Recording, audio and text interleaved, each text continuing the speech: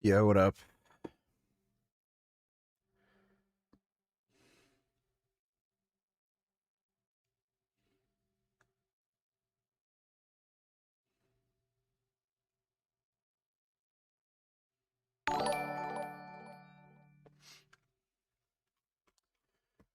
Dodo, let me see.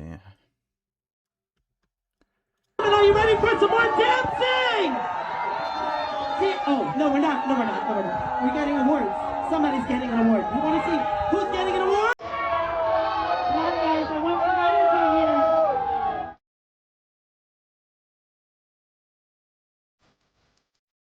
He wants to defund the police. Why is he at an NYPD event? He wants to let out all the criminals.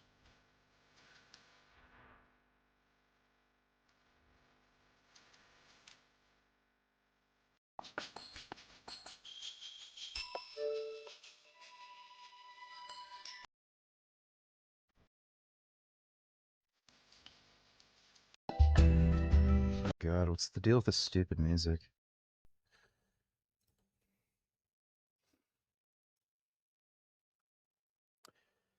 Yeah, they want to get rid of the police and let out all the criminals. Like, I don't even know why the fuck he'd be there. It's just stupid. Thanks, Dodo. Beyond fucking stupid.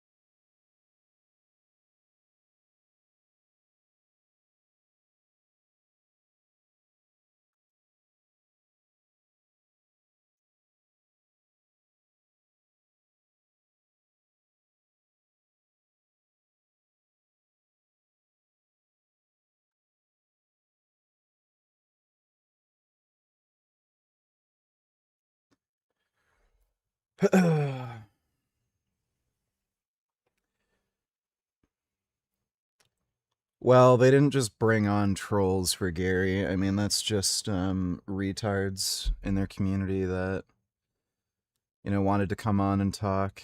It's not really up to them.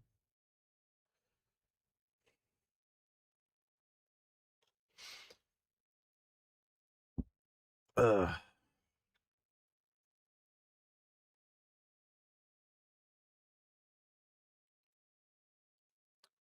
I don't like that guy's face.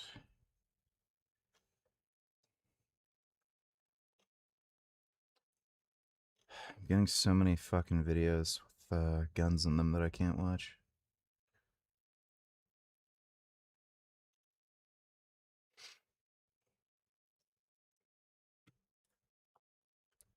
Conference in the world, and we're here to see the future of home gyms. And also reacts to its Claudine Gay dot all over again.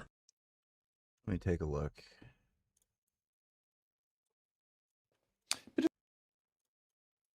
That sounded a little bit too good to be true. Well, this sociology professor, now 41, has been accused of plagiarism, which he denies, accused of copying nearly verbatim. Does melanotan have UV protective effects? Why do you think black people exist? So melanotan increases melanin production. And yeah, melanin protects against UV. That's the whole reason black people are a thing and darker skinned people are a thing. You should use it in conjunction with sunscreen if you can. But the reason I'm using melanotan is because I can't use sunscreen. I always break out in like fucked up rashes. In his doctoral thesis, more than 100 passages just from one other academic's work. His defenders immediately did, a Joe Hockey and claimed he was the victim of racism. A baseless smear campaign against a distinguished black academic isn't just a personal attack. It's an attempt to shut down a black person who has a platform, and they keep doing this again and again. Jesus fucking Christ, dude. Yeah. And Cambridge University even dismissed the plagiarism allegations, brush them aside. But then other claims they made on investigation turned out to be completely false, like running 600 miles in 6 days, or like appearing on a famous TV show, 7 Up. I was part of a program, actually, which... Okay, yeah, this guy's a crazy, deranged, fucking beta male liar. It doesn't really exist anymore, but it was called 7 Up at the time. And 7 Up is basically when they follow you over the duration of your life. So they follow you at kind of 7, 14, 21. And I was pulled out of the project when I was 14. Good God, what's with all these college professors plagiarizing things? They're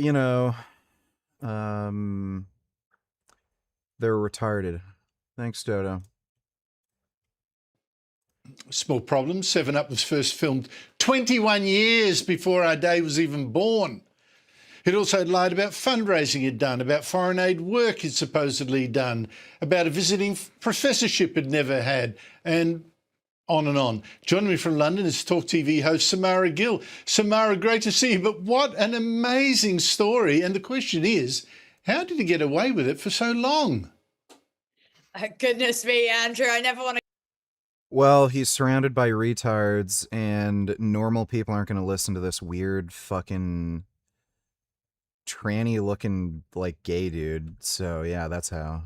So we need to talk about the story of Jason Arday, because instructing law firms to write threatening letters and making these authoritarian laws that clearly violate the Constitution First and Fourth Amendment passed.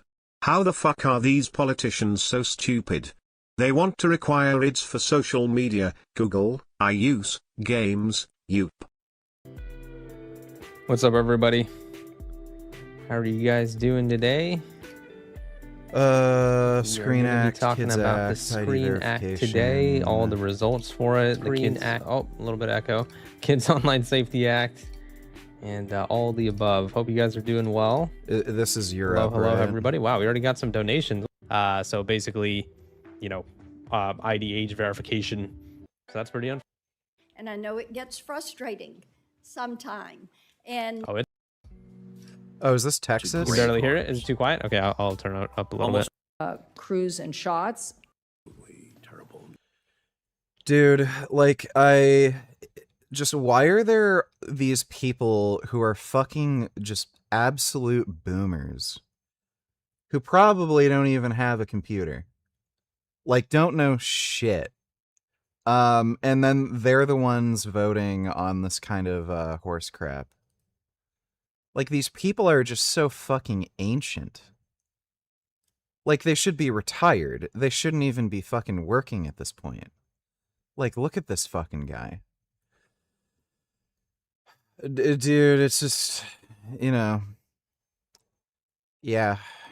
Just dumb as shit. Thanks, Q. making complaints to the police just because someone's raised legitimate questions is, in my personal view, absolutely unacceptable behavior. And it's exactly the sort of thing that I've been talking about recently on this channel. And that kind of thing must be addressed in a free and democratic society. So if you want to support me in this endeavor, then please do subscribe to the channel. That genuinely helps more than you know. Half of you that watch this channel don't. It's global, nationwide, for the whole US. They want IDs for everything. How the fuck is this constitutional?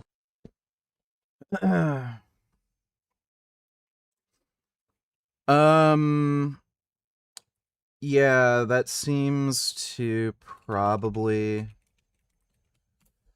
That seems like it'd probably be unconstitutional. I don't know if that'd be like a Fourth Amendment violation.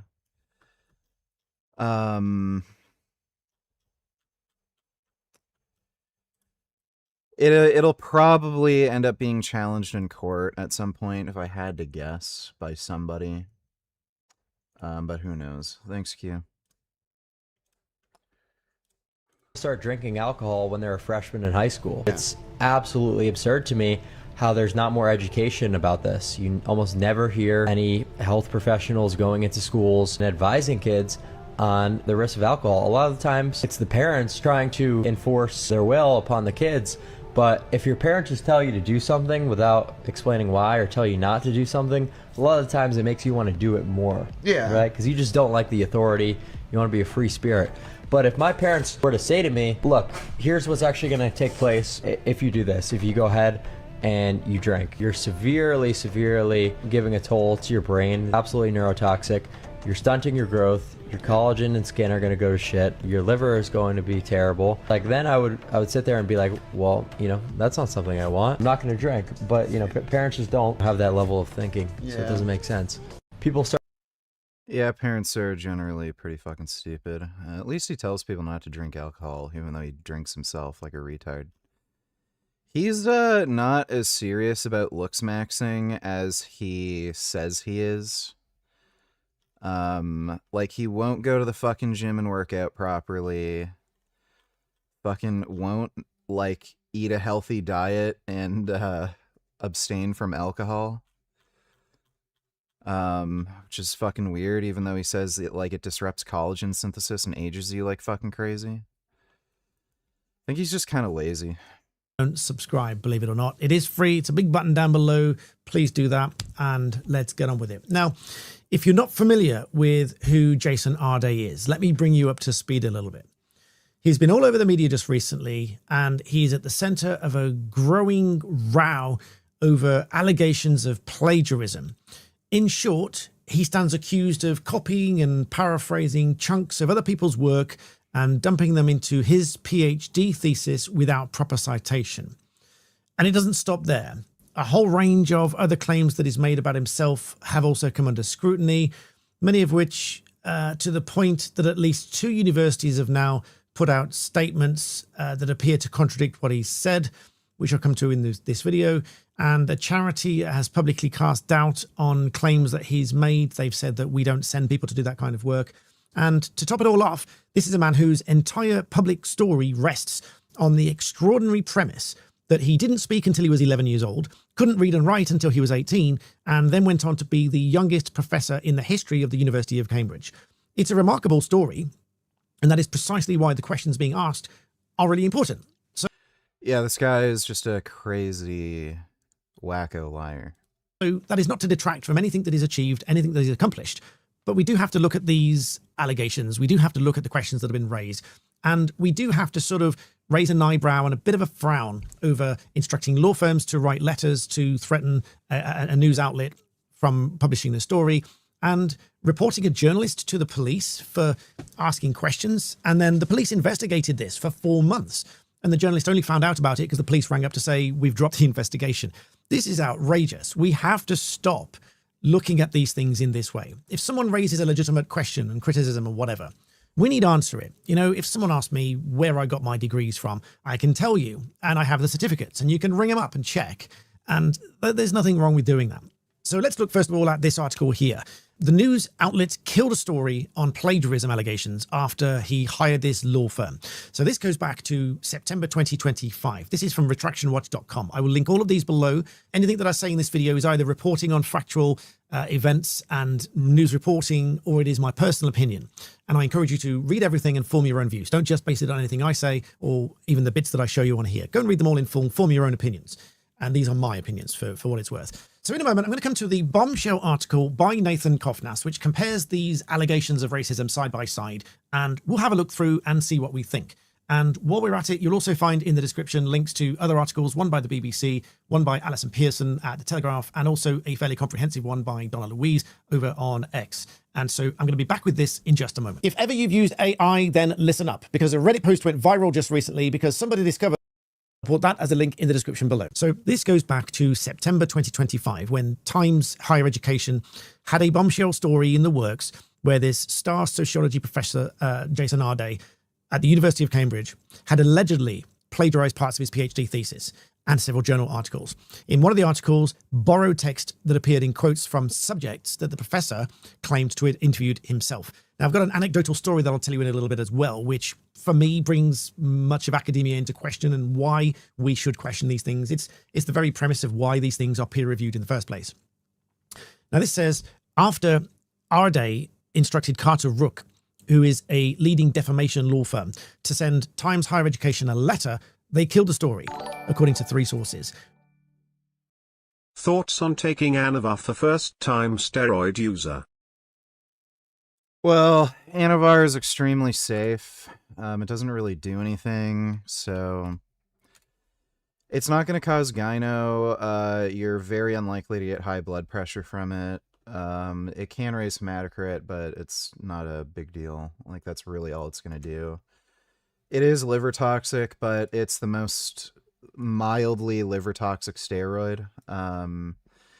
There's trials in children where they were using it for stunted growth, where they're giving kids Anavar for years and they're totally fine. So, like, that should give you an idea. The worst thing that really Anavar does is it can skew your lipids a bit. It will crush your HDL, which probably is not a great thing, even though HDL appears to be non-causal with heart disease. I would just make sure you keep an eye on your ApoB. That's the more important thing. If you're only taking Anavar, you're going to have a shutdown of testosterone. And after about 8 weeks, you're going to notice that your test is, like, pretty fucking low. You're very likely going to end up having things like erectile dysfunction. And the kind of anabolic benefits you're getting from Anavar, they'll probably slow down or become, like, non-existent by that point. So, like, it's kind of stupid in the grand scheme of things to just run, like, just an Anavar only cycle, because it's just not a properly constructed steroid cycle. You need to have testosterone as a base for any cycle. If you just want to see, like, how you like steroids and you're kind of worried about injecting needles and stuff, you know, it's something you can do. But if you're serious about just training and building muscle, you have to run a test base. Thanks, though, Essex. Appreciate the donation. It says here, one of the sources, with another, reviewed a 63-page dossier of text comparisons prepared by the publication last year and came back with his own findings. There is no question, he says, that there is extensive plagiarism. This was David Sanders. The allegations against Arday finally emerged last week in the Substack from Nathan Kofnas, which I'll show you in a minute. I'll show you some of these side-by-side comparisons, and you can make up your mind what you think. But it didn't end with Arday instructing lawyers to write letters. He also reported a fellow academic to the police, who then investigated it. So this is that bit of the story here. The academic was Dr. David Harris at Plymouth Marjan University, who was one of the first scholars to raise concerns about Arday's doctoral thesis and several peer-reviewed publications on race, inequality, and education, including the treatment of concepts such as structural racism, whiteness, decolonization, and racial microaggressions. And so this exchange resulted in being reported to the police. So, and it says here, Harris's opening email to Arday was almost absurdly polite, unmistakably scholarly, but also courteous and measured. He explained that he was reviewing Arday's work as part of a wider research project and attached a detailed document setting out concerns about what he described as puzzling similarities in the reported data, repeated passages, and possible failures of attribution. The covering email concluded, "I would welcome any response." But when none came, he sent a bit of a follow-up. And Arday then replied that same day, but didn't address the substance of the concerns, instead recast his intervention as little more than pettifogging criticism of spelling and grammar and evidence of failure to appreciate the structural racism and ableism, which in his view, such scrutiny helped to perpetuate. He said, "It's disappointing that you've imposed yourself on me in the manner that you have without any Oh, criticizing me is racist. Nobody can criticize anything I do because it's racist. Oh my god. Yeah, buddy, this is modern academia. Like, colleges are not really a place for, you know, smart, rational, sane, intelligent people anymore. It's just a breeding ground for communist ideology and just fucking nut jobs. Reflexivity or humility whatsoever. Arde wrote, "You will likely know from your literature reviews, not from experience, that the academy is a hostile place for black scholars. There are very few of us that become professors, etc." He said, "Instead of spending your time trying to dismantle racism and ableism, you spent what I assume is hours combing through my work looking for mistakes." And Arde ended this email with a warning. "Anything further from you will be considered." No, I'm not natural stupid. That's why I'm like twice the size I was before. Considered bullying and harassment, which from a legal standpoint, in my view, it is not, because it is just an email pointing out some errors and asking for comments. That is standard academic practice. Nonetheless, Harris did reply, but he prefaced the remarks in the reply with an expression of admiration for Arde as someone who's overcome considerable personal and professional adversity, before returning to the academic issues and correcting what he regarded as an inaccurate and damaging account of his own disciplinary history. So what followed is then public record. Arde went to the police. He lodged a complaint of harassment against Harris. And because Harris was based in Plymouth, it was referred to Devon and Cornwall Police, who declined to pursue it. So back to this article, and let's look at what all the fuss is about. So Nathan Kofnas said he ran Arde's 2015 PhD dissertation through plagiarism detection software, which is called CopyLeaks.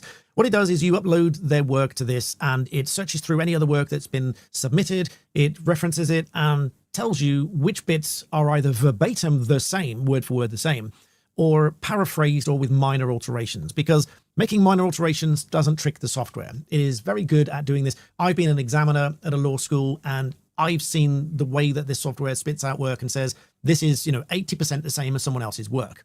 Now, that might be excusable if you're simply referencing stuff and you've shown where it came from. But when it's supposed to be your own work, you would expect that, the minimum amount, a few percent would be the same as someone else's work. And then you would expect it to have been cited. So indicating the source of the original author. So there is, and I'm not going to go through them all, but there is a whole list on this page. You can see here, if I scroll down, you can see a whole list of these comparisons, and it shows you side by side. So let's just look at one or two of them together. Now, Arde's work is on the left-hand side, and Zwozdiak Myers is on the right-hand side. So yellow bits are identical, and the green bits have been slightly changed. And so taking just the opening line here from Zwozdiak here, although student teachers on one course in very large measure experience a common program, how they engage and learn, was changed very slightly to use the word may in a very large measure. And then the next bit in the Zwozdiak, where it says from each component will be very different. And then that was changed to will vary dependent upon how they interpret what needs to be learned. And then, you get the point. You can see each of these bits where they have been changed slightly, and they're either verbatim copying or they've been paraphrased and very slightly edited. Now, amazingly, which I'll demonstrate in a moment, Nathan says that from Trend prolapse, $22. Watch 30 seconds in until 3-ish minutes in. Why are Noble Natties obsessed with juicers? Half their content is digs at steroid users. Meanwhile, ped content creators don't give a rat's ass about what Natty. Why don't most fitness Natty camper doing? They're gay, jealous retards. That's really all there is to it. Why most fitness influencers don't share their real training. They don't know the nuances. They don't know how to get over plateaus, particularly if they started taking gear really, really early. They never had to get over a plateau. And if they did, they just... Yeah, that's just complete and utter nonsense. Steroids make you more anabolically sensitive, but you can't infinitely increase your fucking steroid doses. So the same training principles that apply to natties applies to steroid users. I would say the only big difference with using steroids is if you're injured and you have to reduce the amount of weight you're using, just because you're so anabolically sensitive, those training sessions are still productive. So I've hurt my right bicep a while ago. I've mostly been doing really lightweight pump work for biceps. My arms are still able to grow, just because it's an adequate amount of tension volume, and again, the steroids are making me anabolically sensitive enough where they're still growing. They're not growing as well as they otherwise would if I was, able to train with the same kind of weights I was using, but you'll still grow. So yeah, the kind of how would I put this? You may be able to get away with I guess less overall effort, or like training doesn't have to be quite as perfect, but again, the same training principles apply. You're not like, you are eventually at some point going to reach a plateau, and steroids alone won't just fix that. What the fuck are you doing? Sort of blasted more. Battle speed, Mortator. Battle speed! Attack speed. Ramming speed. Ramming speed! You'll see this very consistently. Dudes who are like 165 pounds who hop on trend because they can't figure out how to get past a plateau. They're either like, I don't know, Jason Blaha, where they have the shittiest fucking genetics imaginable, or they just don't train hard, and they don't know what the hell they're doing. Look at these Bethesda developers. These are the people that made Starfield. Those accusations about Blizzard employees doing cubicle crawls and stealing breast milk was revealed to be unproven in California document. I'll look at that in a second. Thanks, Q. So, yeah, the dudes that you see running Tren who can't figure out how to get past a plateau, who are like 165 pounds. Like again, they either have the shittiest fucking genetics imaginable, or they just don't train hard, and they don't know how to train, and these people never get big anyway. Like why is this guy fucking like using this as an example? Oh, fitness influencers won't show you their real training because they rely on steroids, but then he makes a joke about 165-pound dudes who can't progress running Tren. Well, doesn't that defeat your own argument that you can't rely on fucking steroids to grow, you idiot? like that makes no sense. We found the mother lode. We got an actual hammer and sickle tattoo on his fucking neck. Okay, the Xbox layoffs might make a lot more sense than we previously realized. Holy shit. Been a huge shock to us. I'm here as a Rockville City Council member. Yikes. You should probably be working at Bethesda so they can lay you off too. Why is she dressed like Cruella DeVille? And a gamer, and a wife of a gamer, and a mom of a gamer. Xbox, which is owned by Microsoft. Just look at the soy, how they walk. Yeah, it's like all beta males and a surprising amount of fucking women. That's kind of an unusual job for women. These are the same people that go to the gaming says, I may have... So this is why Xbox did the layoffs.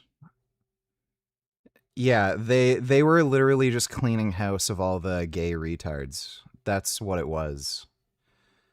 I wouldn't have figured, but that makes a lot more sense now looking at that Halo 1 remake, because they added in that fucking those gay couple missions where there's that like weird masculine girl boss character who like acted like she's bigger and badder than Master Chief and was basically ordering him around the whole time. There's also a fucking starship in that game called Triumph of Tolerance. Like, yikes. So yeah, they knew they had a fucking problem with their development teams, and they're clearing house to get rid of these gay retards. And I'm assuming they're probably just going to hire a bunch of normal fucking dudes from here on out. Been more empathetic to their flight, but no. You know what? This might also explain the lack of productivity within the Xbox brand. Because these people don't want to work and they're lazy as shit. So they're probably showing up to work, not doing anything, collecting a paycheck. So that's why there's like one exclusive game for fucking Xbox that ever came out. Yeah, it all makes sense now.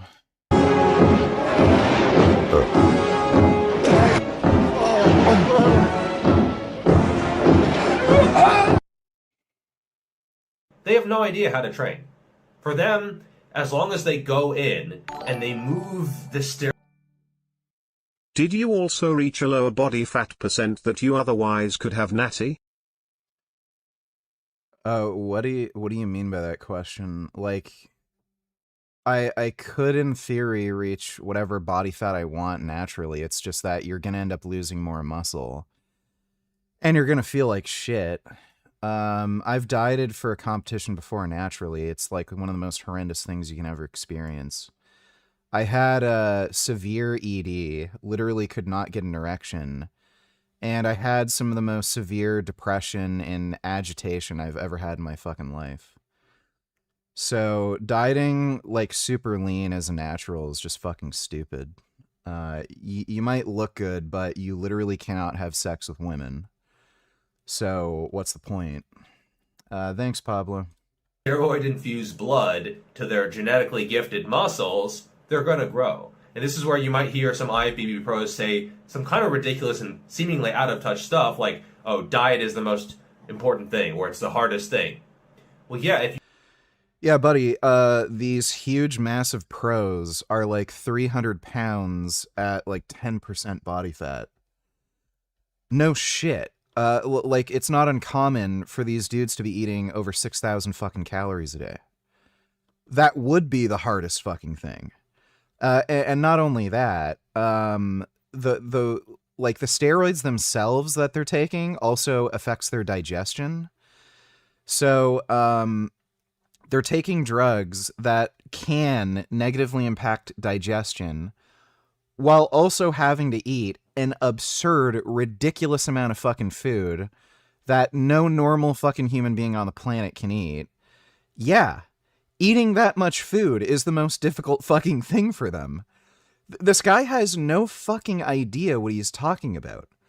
Like, Ronnie Coleman was talking about how he had to eat an absurd amount of food in order to get past a plateau. He talked to a really experienced dietitian. The dietitian found out that he needed to eat something like, I think it was at least 7,000 calories a day and about 600 grams of protein. That's what he calculated for the body weight that he wanted to achieve. Ronnie had to fucking wake up in the middle of the night in order to fit in all his meals. And he said, like, going from, like 5,000 calories a day to like nearly fucking 8,000 and eating that much protein, it was the hardest thing he's ever done. Like, I don't know why you'd think they'd be lying about that. Like, do you see what Ronnie Coleman fucking looks like? This guy's an absolute fucking idiot. Like, and again, he's never taken fucking steroids in his life. He's never been 300 fucking pounds. So how the fuck would he know? Like, this guy has he even benched 315 in his life? Like, I mean, he's talking about, how fucking gear users don't know how to train. I literally don't think he's ever benched more than 315 in his entire fucking life. And then he's saying gear users are lying and don't know how to train. Like, this is the most absurd shit I've ever fucking seen in my life.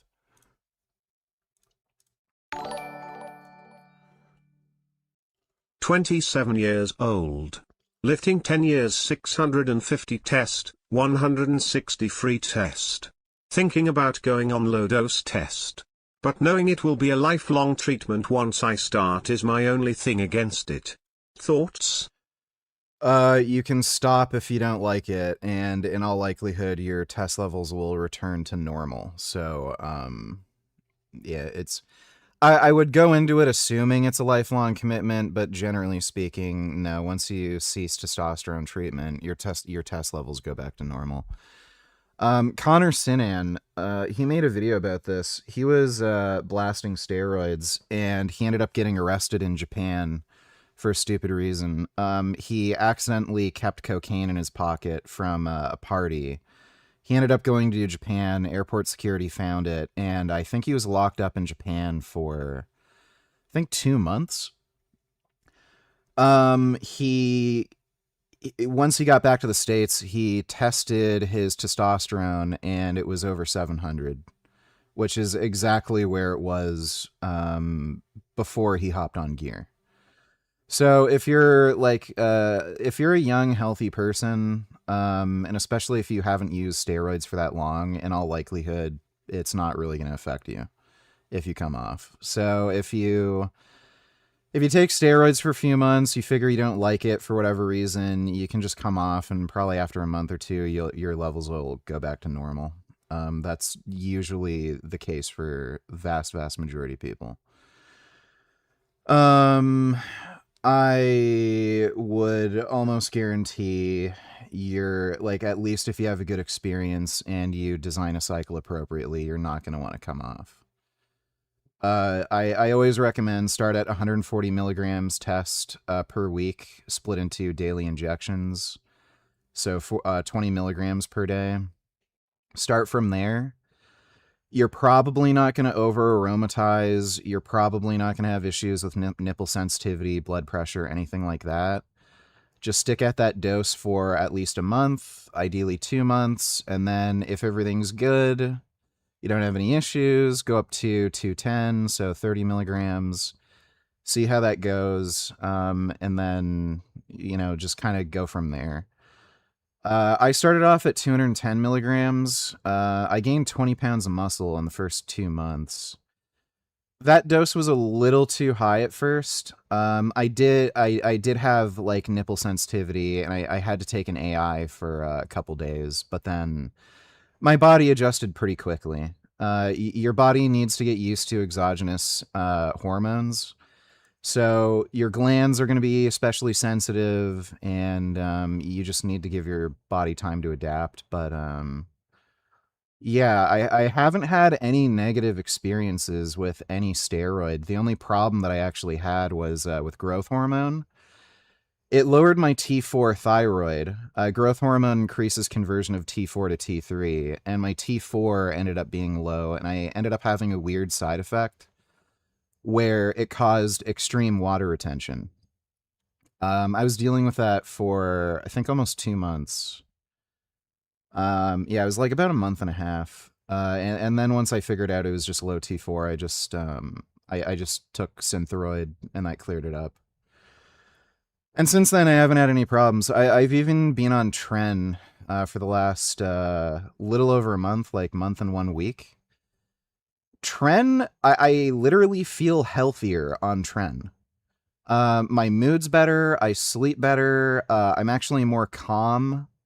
Contrary to what people say about Tren making you a fucking crazy raging lunatic and you can't sleep.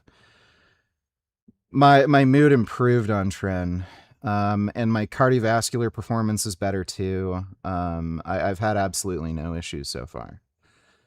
Doesn't mean it's healthy for you, Tren. Like, it may be doing other things to my body which aren't great. But yeah, as far as like noticeable side effects that like negatively impact me, I've never had a single issue with any steroid I've taken. But thanks, Essex. Hope it helps. If you have top 0.01% genetics and you're on a lot of gear, a lot of your progress just hinges on eating enough food. And then when you go into the gym, just kind of like move around a little bit. But for that, you're not gonna see any fucking huge ass bodybuilders who are like 300 fucking pounds who don't train hard. You're just not. The only person that I've heard of who is like that was Victor Richards. What's his name? Was it Jeremy Pollock or Larry Pollock? But no more. All I want to know is if is that. Yeah, Larry Pollock is an OG in the bodybuilding and steroid scene. He used to train with and live with Mike Menser. And he ran into Victor Richards at the gym before. So he'd regularly see Victor Richards at the gym, this guy. He actually never competed in bodybuilding because he's like some fucked up, weird, insecure weirdo. He'd come up with like just bizarre excuses to never compete. I don't know why.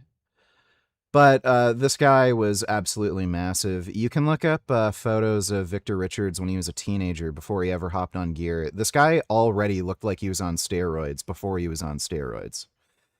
One of the most genetically gifted individuals on the fucking planet. According to Larry Pollock, whenever he'd see Victor Richards in the gym, this guy would do like jack shit training. He'd do like a set of triceps, talk to somebody for 30 minutes, and then like, you know, maybe do a bicep exercise, talk to somebody for 30 minutes. And then he was like out of the gym. That's according to Larry. Again, who knows what the majority of his training looked like, but yeah, so like this is the only person I've ever heard of where dudes who knew him, who were at the gym, would watch him train and they'd say he was not training hard, but he was like this massive, huge fucking dude. But again, that's just Larry who said that. I don't know what the guy, who knows what the guy actually trained like, but show me any of the fucking top pros right now who are huge, jacked, and aren't training hard. Like, you can't. Them, the details of training just don't really matter. And either they know this, and so they don't care, and they don't share what they don't. Dude, this is just pure cope. Oh, the only reason they're bigger and stronger than me is because of genetics and steroids. I actually outwork them. Sure you do, buddy. Care about, or they do know this, and their training is so bad that it is embarrassing, and they Again, this is the guy who can't bench 315. know that their audience is not really going to be getting anything out of it, and so they don't share. I don't really know which is worse, but this is a lot more common than a lot of people realize. Some people have incredibly ridiculous physiques, but their training knowledge is nowhere near comparable. You don't need that much training knowledge if you work hard. So, like, guess what? You don't need to know anything about progressive overload and how to perform an exercise with perfect technique and all this other shit. If you do exercises well enough and you work hard, and yeah, a combination of good genes and drugs, like, yeah, that'll take you pretty far. I know natural lifters personally who don't know shit about fucking training. I had a buddy where I'd ask him, like, training questions, like how he plans out his programs. He had no fucking idea. He just goes to the gym and just lifts weights for like 3 hours. He's a natural. He looked like he was on steroids, but he was a fucking natural. I think his best bench was like 450. He used to do powerlifting.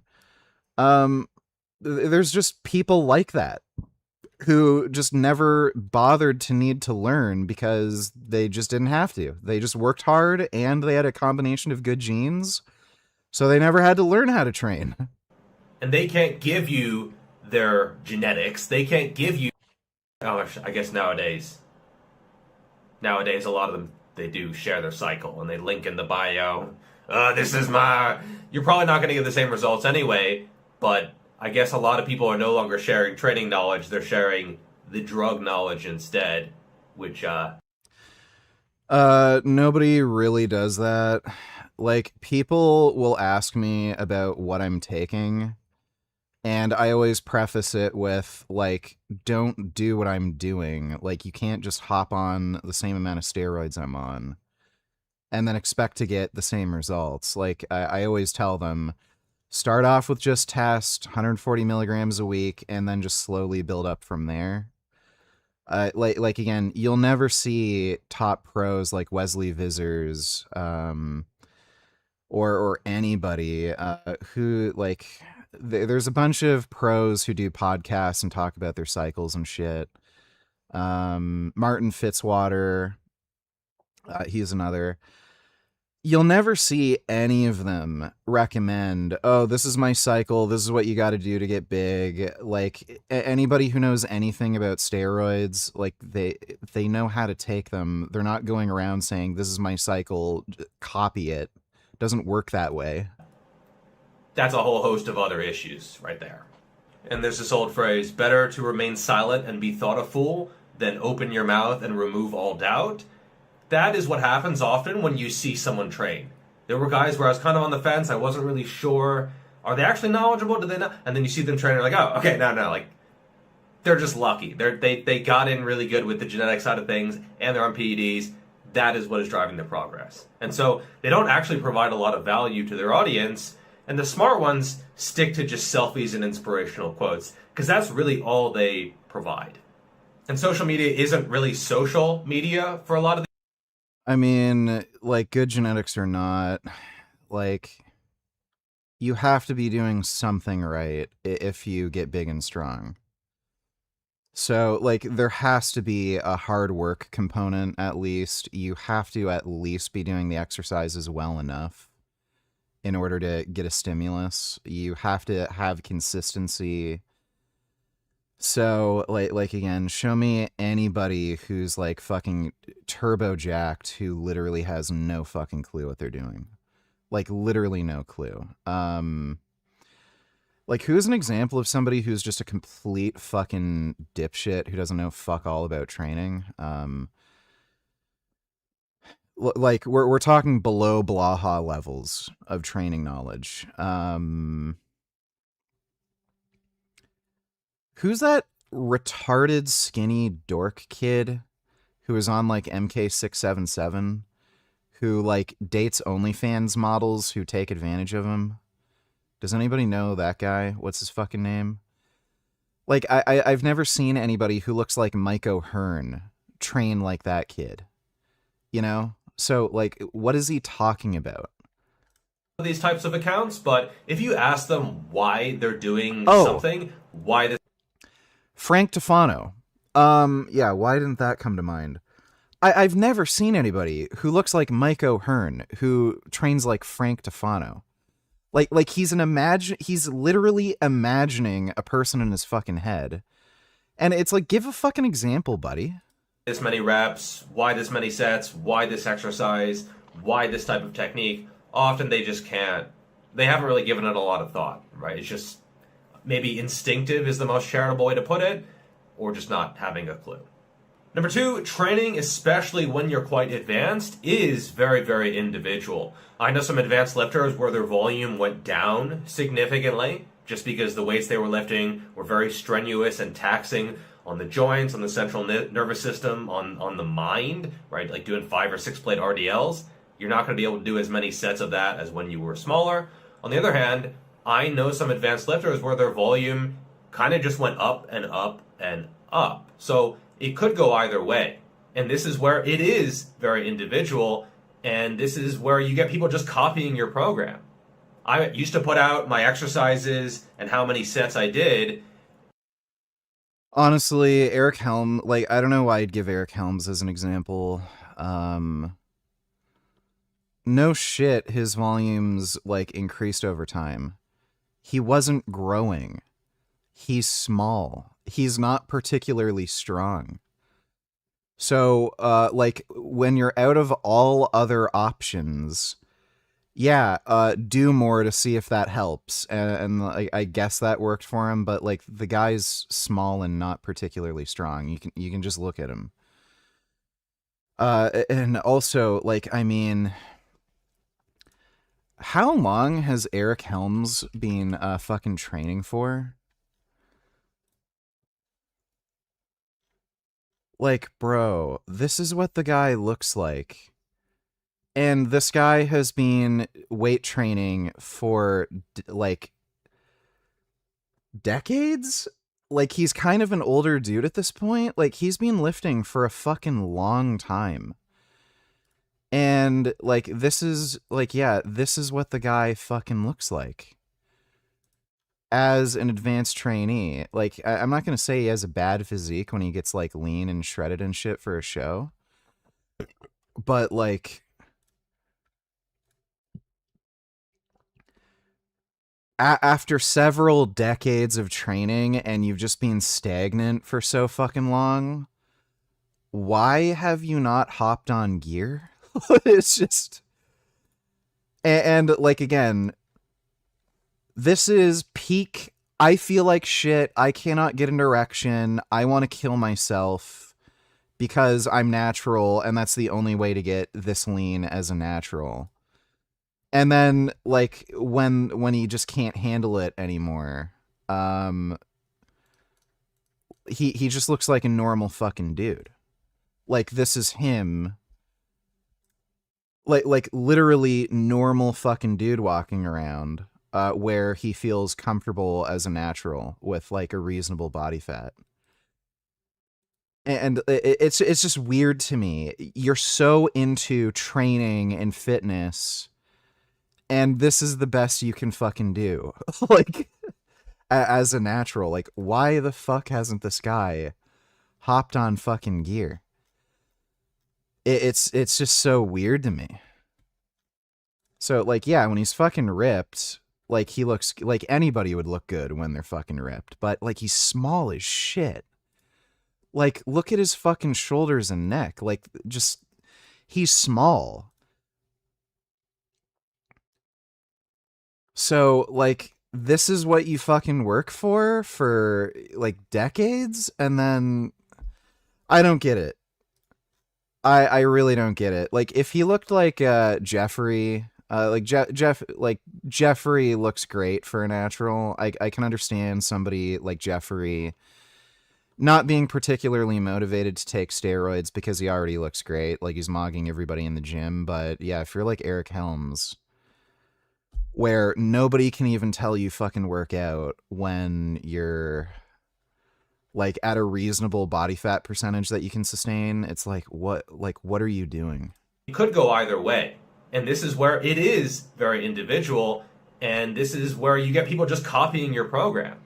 I used to put out my exercises and how many sets I did just sort of on Instagram, on a story, just to log it, really. And I would get people saying like, oh, thanks for the upper body workout. That's not, that's, I mean, it might work, but it's not individualized to you. It's not customized to you. And that's not really the point of putting out that information. But for a lot of people, they will just blindly copy something. And so when it comes to exercise selection, the technique, the rep range, the loading, the number of sets, the volume, the weekly structure, hypertrophy is such a broad general adaptation, and you can do it in many different ways, that on an advanced level, you will see some really weird shit. And often it's actually what works well for them. It's just when you have many different attributes and they're all on a bell curve, there are going to be people where they are on the end of a bell curve on several different systems. And so some people, they do really well in high frequency, but lower volume, or the opposite. And so you can't just copy that and expect to get the same results. That's not really how it works. You kind of open the door for criticism. And in some ways, that is a good thing. Jonathan Warren criticized some of my training from several years ago, and I was far enough removed from that in terms of time that my ego was no longer attached to that. And he's 100% right, and I've benefited a lot from his advice. On the other hand, it can also be bad where someone says, oh, you're not doing something according to this model of hypertrophy. Why are you doing more than 5 to 6 reps with 1 rep in reserve? Look at all the calcium ions. Why would you ever do that? You're an idiot. Or, oh, look at this training. It's a sign you're on PEDs because it doesn't align with how I think things should go. And it's hard to sometimes sort those out into useful and not useful feedback. And I think a lot of people just give up. A lot of people in the fitness industry, maybe they initially post their training and they suddenly realize it's just not really worth the hassle. And so they stop because it's kind of a thankless task that doesn't really bring you a lot of direct and tangible benefit. Leading into number 3, the reality is training, especially when you're more advanced, is a little bit boring and monotonous and repetitive. It is the trial of miles. It's just doing the same or very, very similar thing. Interesting in a lot of cases. Furthermore, when you're more advanced, lack of progress is kind of just the norm. If you're an advanced natural lifter and you've been doing things really, really well for a decade, you are most likely down to that 1 to 2.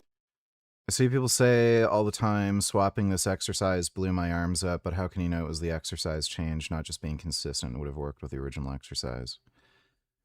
because of the time frame. You don't just like again, there's no rational reason to think, okay, I was doing like this bicep exercise, but then I switched to this bicep exercise. Suddenly my arms grew at a much more rapid pace than they had before. Oh, well, why do you like there's no rational reason to think, oh, well, it was just consistency, because if consistency was a thing, you would have already had that rapid growth. You would expect that if you have the exercise change and then immediately afterwards your arms blew up, it's just a logical inference to assume, yeah, it was the exercise change. Maybe 3 pounds of muscle a year type of range. 3 pounds would be an incredible year, actually. For a lot of people, based on what they've been told in like Men's Health, fitness magazines, this celebrity guy. Yeah, build 3 pounds as a natural versus 30 pounds on steroids. What would I choose? I put on 50 pounds for an acting role in 2 months or some shit. Totally naturally, obviously. And suddenly it seems like you don't know what you're doing because your progress is so slow. But often that's just the best you can do. By the way, this video is sponsored by people should be making much faster progress than that because most people are not advanced. And so you get people where they say, like, I put on 3 pounds of muscle in a year. Yeah, you should probably more like be like 10 to 20.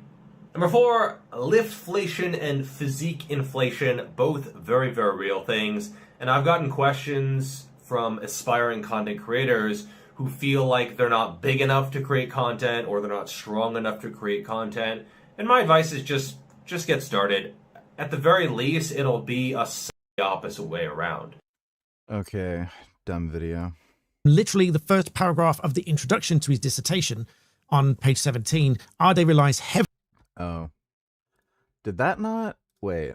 Is Streamlabs just being fucking stupid again? Yeah, Streamlabs is being stupid. Yo, Unk, is he spitting facts? Let me see. Yeah, I didn't realize Streamlabs automatically paused my donations, so I didn't notice I got a dono, sorry. Of TRT is usually where men start realizing how much low test was affecting their quality of life. This is what the first 4 months feel like. Month 1, the changes are subtle at first, but you have more consistent baseline of energy and you have less brain fog and better motivation. You don't see changes in... I literally saw visual improvements in the mirror after like 2 days, and 30 minutes post-injection, I could already feel... Like, after 30 minutes of the first injection, I already felt a difference. A mirror yet, but it does feel like the lights are slowly turning back on. Month 2 is when you start noticing the effects more in the gym and in your daily life. This is where... Yeah, dude, like, literally the first week, you could tell, like, I was on something. I started blowing up immediately. You feel like you're returning to the version of yourself that you were supposed to be. Better training performance, faster recovery, stronger libido, and better stress tolerance. Month 3, physical changes are more visible. You gained muscle, got leaner, better nutrient partitioning, and confidence is just through the roof. Month 4 is when you really feel like your new self. Welcome to the better life. At this point, it becomes very hard to going back to being average because the real value of having high testosterone becomes so obvious. Significantly better physique, insane mental sharpness, maxed out aura, and confidence. You just feel like a god. The first 4 months of Yeah, that's accurate. I experienced those benefits way sooner though. Like again, 30 minutes after the first injection, I could already feel, you know, something was happening. I just felt better, already felt like a little bit stronger, and then like by day 3, it was really obvious. The first thing that was extremely apparent was I had increased cardiovascular performance. It was actually surprising just how much testosterone improved my cardio. And also, like, yeah, confidence, mental alertness, like that kind of dopaminergic drive where you're very motivated, and like I just morphed pretty much instantly. Thanks, Richards, 29 G syringe. I use 30 G syringe, but yeah. Heavily on Wozniak Myers for key ideas and arguments, and then many passages are lifted with minimal editing, sometimes retaining copy editing mistakes. So let's briefly compare the opening. This is the thesis of Paula Wozniak Myers. The opening is thus.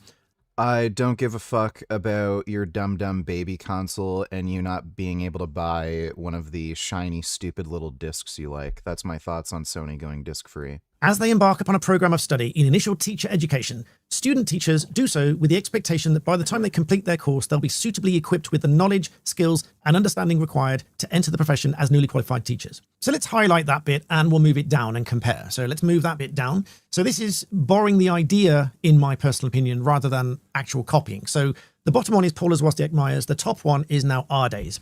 So looking at Arday's, beginning on this second line at the end here, it says, in the case of student teachers being initiated into the teacher profession, they do so with the expectation that upon completion of their initial teacher training, they'll be professionally and suitably equipped with the skills and knowledge required to enter the teaching profession as a newly qualified teacher. And so in my view, that is very similar wording. So as Nathan Kofnas put it, borrowing the ideas from this manuscript here. But then he goes on to say that various bits are lifted and copied verbatim or with minimal editing. And so taking just the very first allegation here, the one beginning with the word although at the top of this chart here, bearing in mind there are a whole list of these as we go through, I'll just give you an example of this first one and show you why Nathan Kofnas has raised these concerns. So if we move that aside, you can see the overlap comparison here. Again, the top one is Jason Arday's thesis, and the bottom one is that of Paula Wozniak Myers. So you can see in this large paragraph here, beginning with the words, the stimulus, ending in learning, there's no citation, no quotation or anything here. But the bit highlighted is the bit referenced on this blog article. And so it begins. Although student teachers on one course may experience a common program, how they engage and learn, etc., you can see at the bottom is Paula Wozniak Myers' thesis, and you can see where this appears to have been taken from. Because as you can see, this is the same highlighted text. And so now, without any quotation, citation from Arday in that paragraph here, and even this one down below, this is not quoting Paula Wozniak Myers here, this paragraph stands alone. So when we bring this back into play here, you can see that just very few bits of it have been changed. And yet it appears here, and even right from the very introduction, it appears as though it's his own work. And there are many more of them, as you can see, a whole list of them on Nathan Kofnas' blog there. And so for anybody that says that there is no basis for these allegations of plagiarism, I would urge you to download both of these theses. You can find them online. You just, in fact, they are linked from this blog here. You can download July 2015 from Arday, and then we go back to the top for this from Paula Wozniak Myers. This was 2009. And so in my view, there is a clear basis for someone to suspect that Jason Arday has taken parts of that thesis and put it into his own as though it's his own work. And so I do think that this needs to be looked at, again, by the university. But let's have a look at what the university has actually said and what the response to these allegations has been. So starting first of all with Cambridge and their response, they provided a statement on Monday to say that the university takes allegations of plagiarism extremely seriously, noting that the standard practice is to refer its use to the institutions where the research was carried out. They said, we've either advised complainants to approach the relevant institution or passed on complaints. And the statement said allegations of plagiarism regarding Professor Arday's thesis and some of his journal publications have been investigated by Liverpool John Moores University and the journals in question. And in its statement, Liverpool John Moores University said that it received allegations of academic misconduct against Arday in September 2025. They said a confidential procedure was conducted in response to those allegations and Professor Arday's PhD still stands. But some scholars who have independently examined the research and citations said that they are seeking to uphold academic standards and that the investigations and corrections so far have not been adequate. However, going back to these two theses side by side, or one atop the other, Arday's being at the top, I respectfully but fairly strongly suggest that Liverpool John Moores University go back and take another look. Because to me, as someone who holds an LLB and a master's, I would be quite annoyed if somebody lifted some of my work and dropped it into theirs without proper citation, as it appears to me that has happened here. Because these two paragraphs are almost identical, but there is no citation of Paula Wozniak Myers' work in. Yeah, this is literally identical. They're like, this is obvious, blatant plagiarism. This thesis of Arday. As you can see in this comparison, they are virtually identical, but for the green bits that have been. Is recovery better when you train in the morning or train at night and go to sleep right after? I don't think it makes a difference. Slightly altered. And so let's take another one, shall we, and compare that. So let's scroll down to another one and take this one here. The one beginning, an issue which has arisen from Dewey's conceptualization of reflective action and its subsequent interpretation within initial teacher education concerns. This couldn't possibly just randomly happen in two separate pieces. by chance. It's just not possible. And yet in this table here, you can see that they are virtually identical. So again, let's find those in that script. So here you can see... yeah, this gay retarded professor who teaches bullshit, this guy is an insane wacko fucking narcissist liar. Like, it just shows you these universities are a complete fucking joke. Like, they'll put you in tens of thousands of dollars of student debt, and they hire people like that. Like, it's just a clown show. One, UK now even arresting animal rights activists. That's nothing new.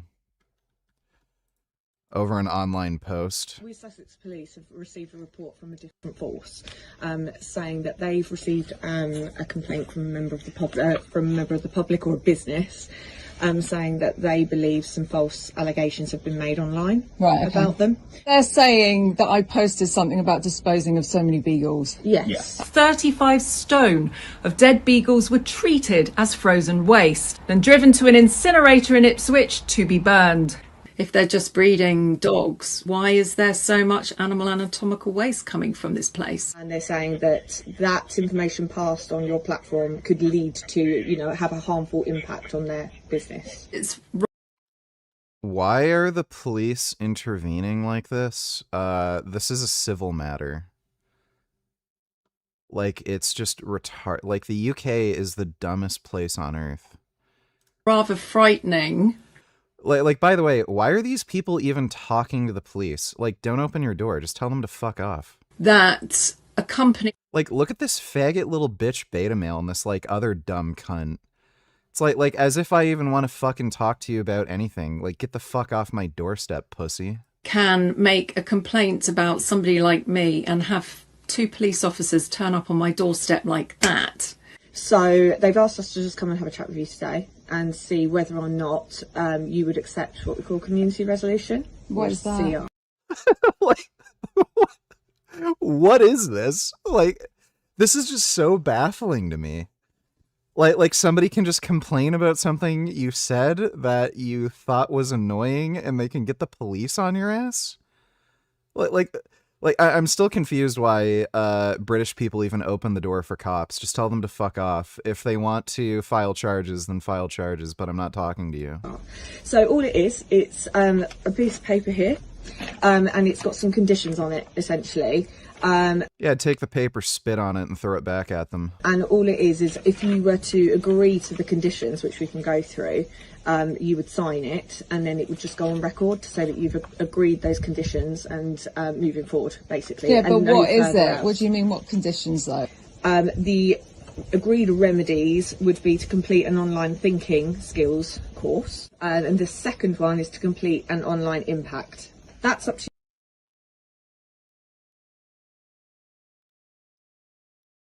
Like, this is not a country.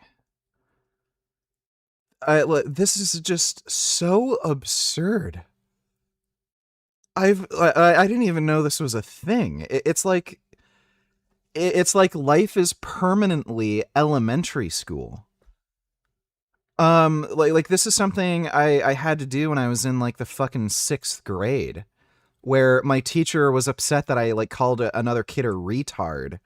And then he tried to make me like write some fucking thing out why it's wrong to make fun of people. You know, like this is what this is. It's like the government treats you like you're permanently in the fucking 6th grade. For you to have a little look at, and Okay, sure. all the details of the investigating unit.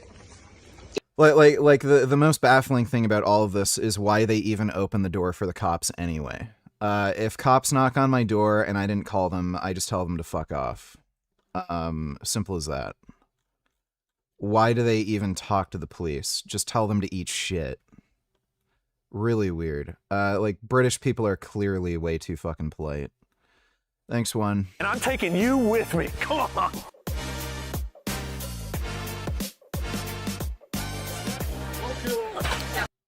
Video. So if you'd like to see that, subscribe. It'll be coming out, but it's sick. I'm not saying these aren't sweet. I hope they retrofit, I'm assuming, to all of Rep's racks. But this stuff is moving so fast right now in innovation. You got to release stuff. Rogues doesn't work on Rep racks. They now have their own. In my opinion, this is the best air bike currently made. This is the one I have in my basement. They do have their new Strive version of the Runner. This is one that people were really excited about. I use this at HFA. I actually want to get that treadmill. We have one on the way that we're going to do a full review of, but the ability to have the resistance on it very quickly. Yeah, I'd really love to do sled pushes on that treadmill. To go all the way from walking or running down to a sled mode, that is extremely hard. Sick. I'm excited to get this in to compare it to others that are out there. Yeah, you've got like your at-home Conan wheel. But having the ability to sled in your home gym without taking a sled out to the road, it's really nice. Yeah, so that is if you'd like to sick. see that, subscribe because it's forthcoming. Okay, let's go to the next place.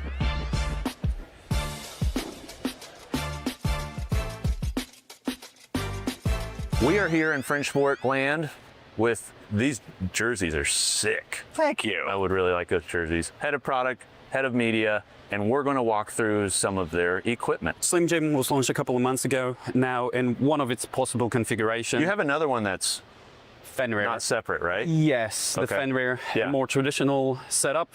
Fenrir. It's a weird name.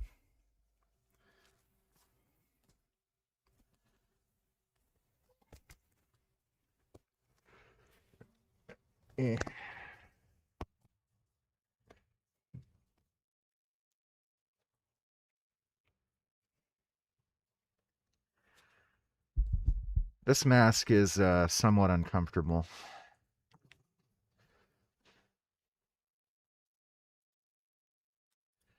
We wanted to bring it, but everyone bought it already. So Oh, nice. we're Sweet. Great problem to Good. have. Yes, that's a good problem Sick. to have. And this was like one of the last ones as well. Okay. So yeah, one of the possible configuration obviously can be set up together with a center upright instead of two, using one shared one, and then it's the same width as a regular squat rack. Okay. Pull-up bar extra is an extra. The front feet also for some extra stability if you want to squat off of it and so on. Sweet.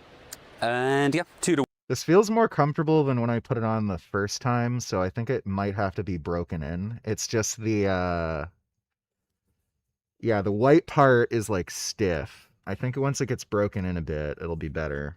Really presses on my nose. That wasn't the issue. Really needs I need something like give support to my nose. Really pushes my nose in. Yeah. 2-1 ratio. This one bolts to a wall. Yes. And the idea is it allows you You've to got the brackets park over in your here. garage if you want. Correct. And when bolted to the wall, it only sticks out around 5 inches off of it. You do not need the front feet if it's on the wall? For the functional trainer bit, no. Okay. We recommend if you want to lift off of it, just because the cantilever. the J-cups included are these, Yeah, this. just to get some space. Yep. So if you're squatting, I don't know, 200-300 pounds, let's just say, which Yeah. is around the maximum weight we recommend, even with the front feet. Oh, okay.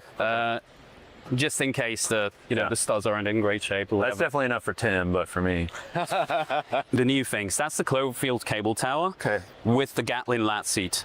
So Gatling, I love it. Those yeah, pipes the reason why you call I'd really like a lat pull down machine. I gotta get something like that. it a Gatlin is that's how you hold it. Oh, nice. So Okay. it kind of looks like yeah. That's sick. I love the just touch of cool. You know, it's like this didn't need to be. Right. Is this stainless or aluminum?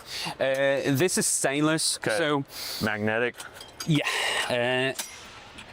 So the original idea was to use it as just a row foot plate. Yep. But it's not actually as useful as it is for a row foot plate on this specific machine because With the hook. That's nice. You're trying. You didn't. did we? Specifically the Voltra. A couple of new things, electronic digital resistance. Okay, so this is from Vesta Fitness. They have these hidden, but underneath this is their variable force system. The idea on this, like this rack itself, it's cool. It's got a lot going on, but there's nothing crazy unique. There's a lot of people with these arms. But what is unique is this, which allows you to change the resistance profile, or actually allows you to change the ratio of the pulleys from 1 to half. So basically you're halving the load. You're going from like a 2 to 1 to a 4 to 1. So here, if I go out, I've got the stack on 40. I hate these angled Smith machines. I don't know why that ever became a thing. And that's 40 pounds. It's probably, let's see how far that travels. That's 1 to 1. So they're going from 1 to 1 to 2 to 1. This is sick. All right, now watch. If I turn this, I'm now on a 2 to 1. So way more travel and the weight is halved. With, and then if I want to, take a look. This is a new Prodigy rack. First time, never before seen, that on the back here has a similar function. So this is a floating pulley. You pull this out, and then you can place the pin in here when you're not in use. Now, if you keep your eye on that, if you want to put the camera on that, as I pull this, that pulley now floats up. So that's halving the weight.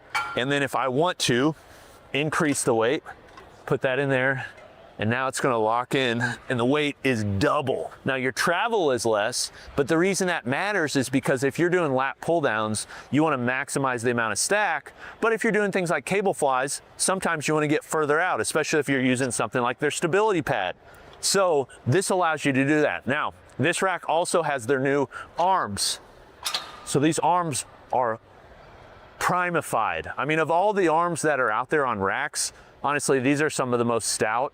Not surprised, they're from Prime. They're making these in the USA. They're really well done, but these are fully articulating, both up and down, with a moon plate that does have laser cut numbers on it. It's also side to side adjustable all the way around on this nice stainless plate, and they are rock solid. I'm wondering if you have a previous Prodigy rack, if you'll be able to retrofit this, because this pulley is different than what's used on the Prodigy racks. I don't know if they'll offer it as a retrofit or you have to buy it all new, but this rack is sick. Another piece that they brought though, first ever seen, is they essentially made what I'm calling a compact extreme row. So this is a bent over road with a chest supported pad. If you notice, this is the same pad they're using from their support port pad there. Extreme row is one of the best. How much protein for a natty wanting to maximize gains? 2 grams of protein per kg of body weight? More protein for cut? You don't need to eat more protein when you're cutting. It doesn't make a difference. But yeah, roughly a gram per pound of body weight.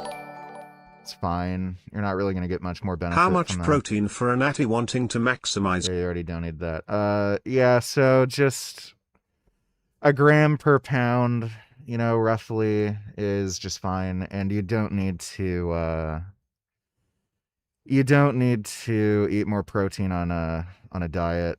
Like when you're trying to lose weight, it doesn't make a difference. Thanks, CJ. Hope that answers your question.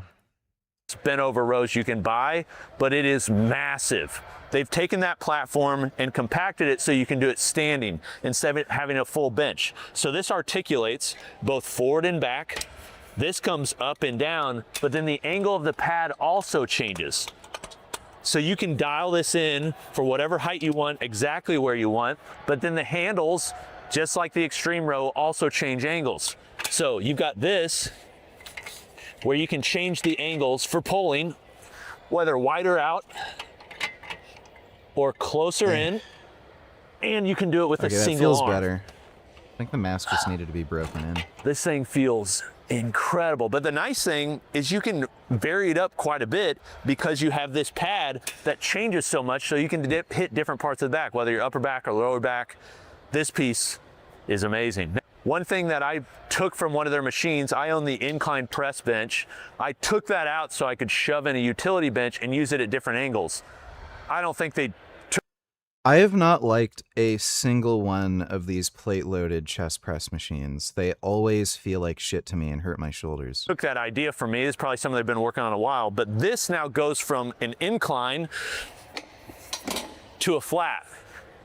So you have the same machine where you can do both on them. I still would like to be able to do a shoulder press. Yeah, there's some Prime leg machines that look really good to me, but I absolutely hate these machines. I think for like upper body equipment, the only thing that I'm really interested in is like a lat pull down machine, or just like a cable machine kind of thing. So like I can have more variations with like lateral raises, or whatchamacall. Guess I could do some row variations, some fly variations, stuff like that. And a Smith machine.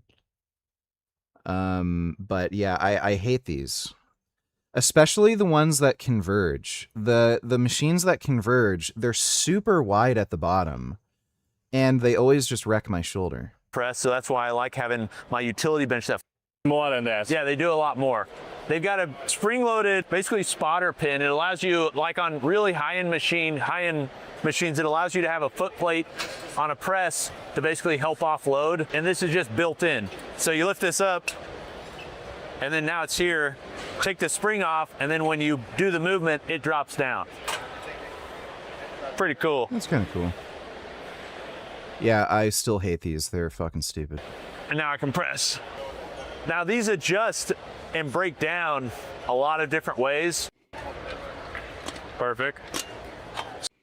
And I'm sure you know the guys over at Dialed Motion. Yeah, and that's what we're working with on this. Okay. So this is a mechanism that can be removed, and you just do a single regular cable. Yeah. Or you can attach the retractor piece. Okay. So I'm going to scoot this in a little closer, and then I'll let you give it a go. Okay. And then all you do is hit the switch on the bottom. Yep. And then start getting in a position for your leg press. Okay. That's pretty cool. And then just grab the uprights and tuck yourself in. And then it engages. Okay, that is the stupidest fucking thing I've ever seen in my fucking life. Wow. If I want to go deeper... That is the stupidest thing I've ever seen in my fucking life, honestly. Pull yourself closer. Automatically retract? Yeah, pull yourself closer. And you can move the bench closer too, so you can get even deeper than that. Dang, okay. Let's go heavy. I want to That is for fucking grandmothers. see how it feels. Do it, yeah. And again, that's still our one-to-one system, so everything you pin is exactly that weight on each side. Like, that's literally not worth setting up. Like, that's the fundamental problem. You're... Like, the kind of difficulty involved with setting that up and everything, like, it's just such a pain in the ass. You might as well just get a leg press machine. Dang, okay.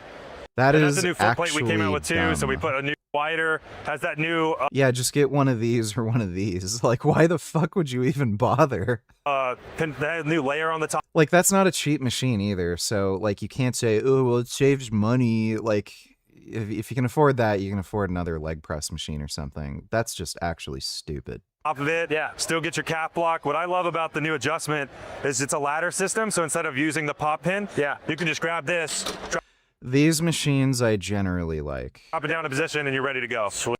The problem with a lot of these ones for home gyms is they're angled at like a 30 or 35 degrees angle, so they're like plate eaters. And they're not built strong enough where you can load them super heavy. If they made like a 40 or 45 degree one, I'd actually be motivated to buy one. Sweet, right? Okay. And here's one I think you'll like. This is a prototype, but if you look down here, yeah, Vulture mount? Vulture mount. Nice. Yep. Cool. So we got some things that we're working on the back end that will adapt to a lot of our current systems, but you know, the idea is to keep adapting for our community. So sweet. Cable. Yeah. So the idea with this was... The rack is light. We don't Sorry. have any Okay. Yeah, no worries. That could have been bad. Him, and he said he hasn't tried Rhino mode yet. So, okay. Want to see him? Yeah, I'm gonna put my mic down here. These are designed so you just don't hear anything. All right. Nanotechnology, straight from the aliens. I got version is like the drop zone pads, which you guys. Yeah. They're just no sound. Yeah. Like you can't get them in a home gym. Oh man, I'd like something like that. They take up so much space. So the ability to have a pullover at home, it's pretty sweet. Yeah, that's pretty sick. It's smooth too. Yeah, I'd like a pullover machine. How you guys started, both your weight, your rack, your tree, but then on this side, do you mind coming around? Yeah. So 1 gram of protein per pound of lean body weight? Lean like abs showing? Yeah, roughly. Like, again, I don't know why you're bothering overthinking it. Like, who fucking cares?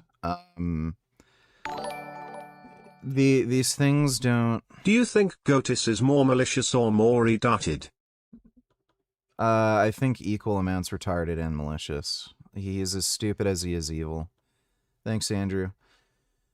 Like again, these things aren't going to make that big of a fucking difference. Eating like 0.9 grams per pound of body weight is not going to make a substantive difference compared to eating a gram per pound. It's just not worth overthinking. So, like, again, if you're not a colossal fat ass and you're estimating that, like, 15-ish%, like, I don't quite have abs, but, like, maybe if I lost 10 pounds and then you do the calculation, like, it's good enough. Just, like, don't bother overthinking it. So again, just roughly 1 gram per pound, give or take. It doesn't really make a big deal. Thanks, UJ. So these pull out. They're on rug right now, so our flooring. Oh, there you go. You got it. So they roll out pretty sweet, and then roll back in. And are those not a lot of innovation in that area? Yeah. Increments on a 1-inch rack, so basically giving you west side spacing. The other is a unique leg extension leg curl for a bench. So the idea behind these J-cups, 1-inch hole rack. What do you do for west side hole spacing? And you guys are fixing that, right? Exactly. Okay, talk me through it. So yeah, you get 2-inch spacing on your normal 1-inch hole rack. To fix it, we've got our patent pending J-cups here with a 1-inch height adjustment. So we just got a magnetic pin. Sweet. You can adjust it up and down. We've got a stand. That seems like something that doesn't really matter all that much, honestly. Standard version and then a roller version here as well. Oh, nice. Going to choose bench attached or rack attached. Okay. That's going to give you the different adapters. Yep. So our bench attached is universal. Okay. So if you have a weight stack, you don't have a lot of weight. Yeah. And you can always add plates to this as well. It's real smooth too. These things are so weird. Like, it's just such a pain in the ass. Moving this fucking thing over to the cable, attaching the fucking cable, then putting weight over here, and then when you're done, like, you move this whole fucking thing out of the... Like, it's just so weird. And this shit isn't cheap either. Like, you can get a good leg extension leg curl machine for, like, the same fucking price. I just don't get this crap. Setup. Yeah. And then Really strange. Do you think you could beat Gotis in a primal fight? Yeah. Thanks, Andrew. And so what you do is you just lock it into place. I've morphed into these guys. They're so now you have the knurled aluminum. It's all one solid piece of aluminum. So because of that, you could get that full clearance, and we have the ability to adjust the clearance on it. Yeah. Okay.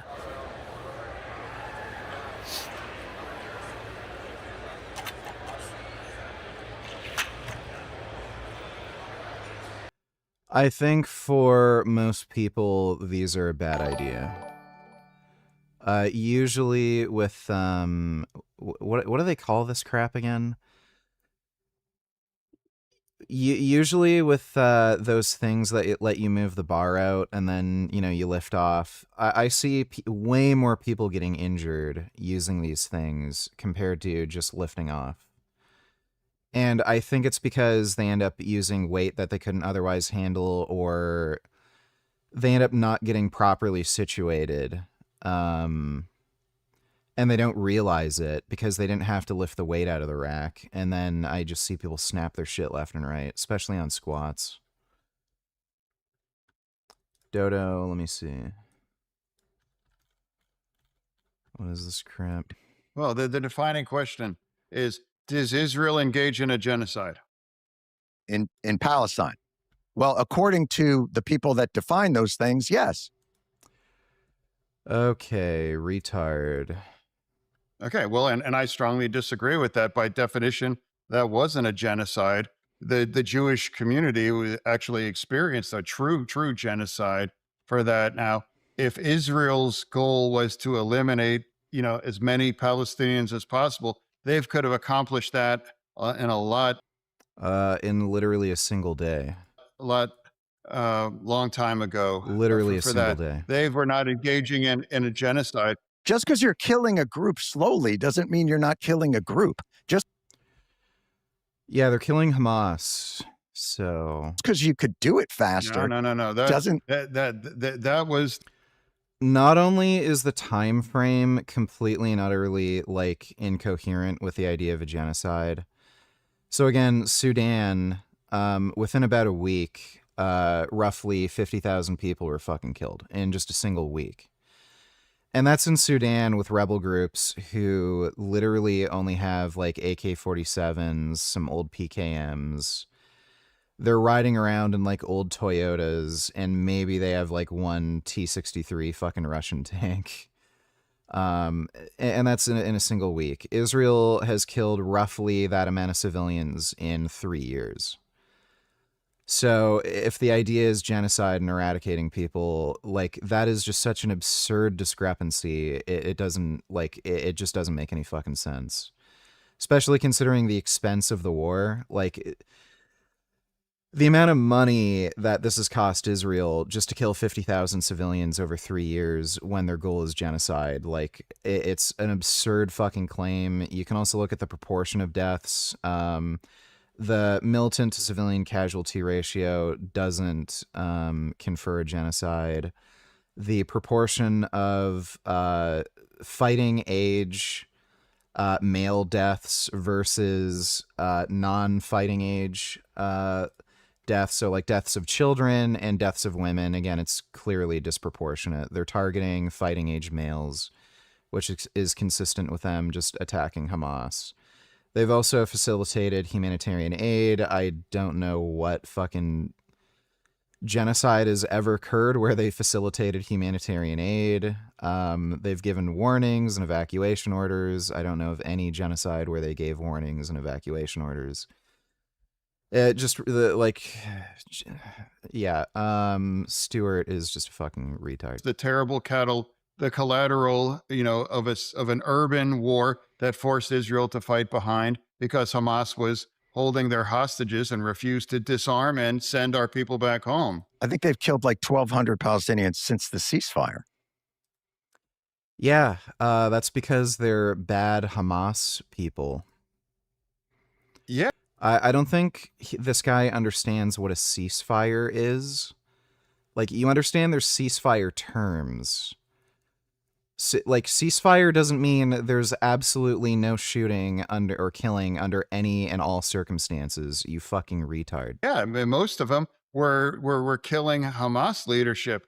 And I think that's necessary, when you have people that were responsible for organizing. Fucking dumbass.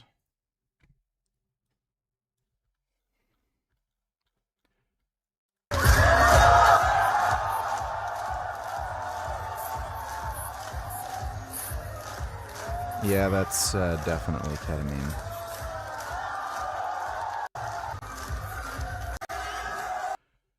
Yeah, that's ketamine, all right.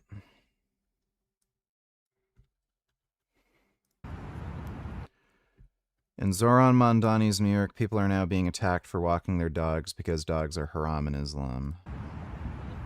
Not sure if that's what's going on, but okay, yeah, that's probably what's going on.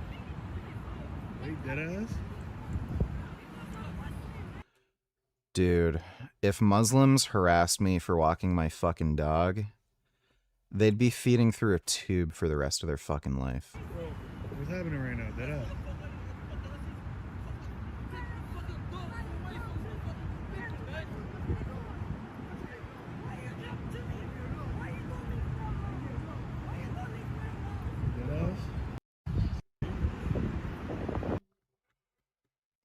Fucking chimpanzees.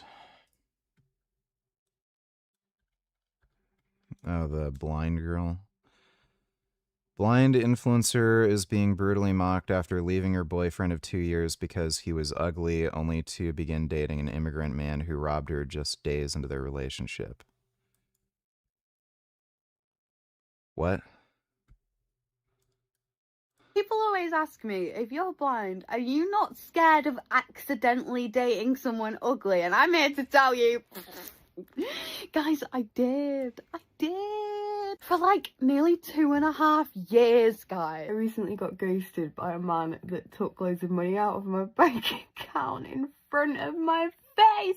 But obviously I didn't know he was doing it because I'm blind. But anyway, that's a whole different story. Let me know if you want that story. So, I am single.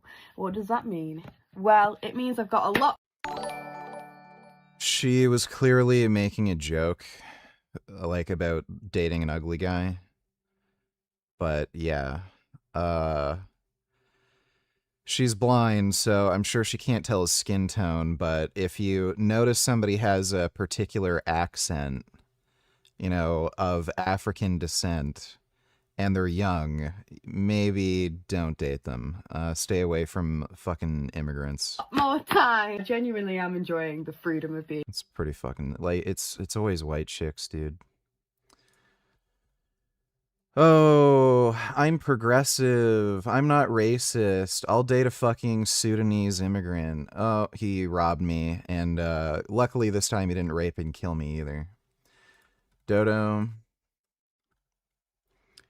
Is this just more fucking Jon Stewart horse So shit? for you, you could agree with them 90%, but Israel is the red line. Absolutely. Israel for me. Like I can't ever turn my back to Israel after where it's at. So, and I mean no disrespect on this, but that is not our country. You're saying that these candidates may have great... They're a close ally, and all the candidates that are anti-Israel are communist retards. Like, Israel's just a good litmus test for sanity, just in general, but also just what your political allegiances really are. Ideas for our economy. They may want to do the exact same thing you want to do in terms of getting money out of politics. They may want to increase the social safety net. They may want to change the balance of power from capital back to labor. But if they don't agree with you on Israel, you don't want them in your party. Well, I don't know who you're referencing to specifically. No, I'm referencing what you just said. Name So one. in other words, Syed or AOC or Bernie Sanders. Oh, DSA brain rot retards. Do you want them in your party? Obviously not. I assume you agree with a lot of what they say economically. And what I'm saying is, like, if you are a DSA member, if you are a member of a specific political party, run under your own banner. And now I think Bill Maher said something very insightful. He said, you know, the DSA are colonizing the Democratic Party. So just be Democrats if you're going to run under the Democratic Party for that. Why have a DSA party for overall? So run on that, and you all understand. It's just an organization. It's not, we have a two-party system. We don't, it's like. Okay, retard. Why, like, isn't he rich? Why the fuck is he even involving himself in politics?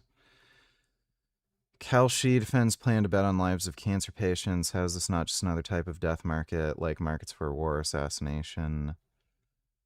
Turning cancer patients into a prop bet is one of them. That's exactly why New York won't let companies like Kalshi break our laws. What is this? I don't know what the fuck this is. To those who say it's her choice, I used to say the same thing about my own hijab. I was covered head to toe, blah, blah, blah. Yeah, she can't. She's forced to wear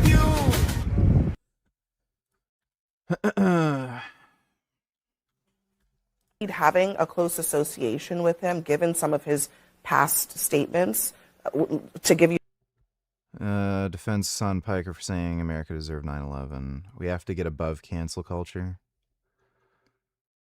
Like, if Hassan said the Jews deserve the Holocaust, would Bernie Sanders say we need to get above cancel culture? Like, that's That's not cancel culture. That's holding somebody accountable who has adversarial beliefs to the fucking country he lives in. You an example. One of the more controversial ones is that Piker has said America deserved 9/11. Are you comfortable with that association? No, I am not. I think that's a dumb statement. On the other hand, he has a whole lot of followers, and there's a lot of things that he's saying that are making sense to a lot of people. I think, we have. He's a retard. Like, we know he's a retard. This is all Bernie can do. Oh, here's a popular social media figure. I'm going to support popular social media figure even though he's a retard, because that's the only hope I have of, bringing my political career back from the dead. This guy's a piece of shit. He's fucking 84 years old. Just, fucking smoke cigars on your porch and yell at skateboard kids. Have to get above cancel culture. When you're doing radio, whatever they do, podcasts 3 hours a day, you say dumb things. I suspect. Yeah, I've never said America deserved 9/11, Jews deserve the Holocaust, women deserve to get raped. I've never said something quite that fucking stupid in my life. Are you kidding me? That's his excuse? Oh, everybody says stuff like that. That's pathetic. Man, that's pretty sweet. So say you didn't want to reach that. Sweet. In a hack squat position, yeah, and then you finish back in a standing bar squat position. Yeah, that's wild. But what it does for hips, glutes, quads, and hamstrings, it hits all those in different stages of the movement. It does. That looks stupid. Dodo. High speed illegal e-bikes, issuing cease desist orders, 42 reelers. Ugh, so fucking dumb.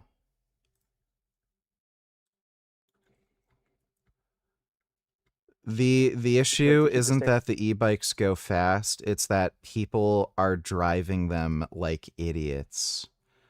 Just ticket people for dangerous driving. That's all you have to fucking do.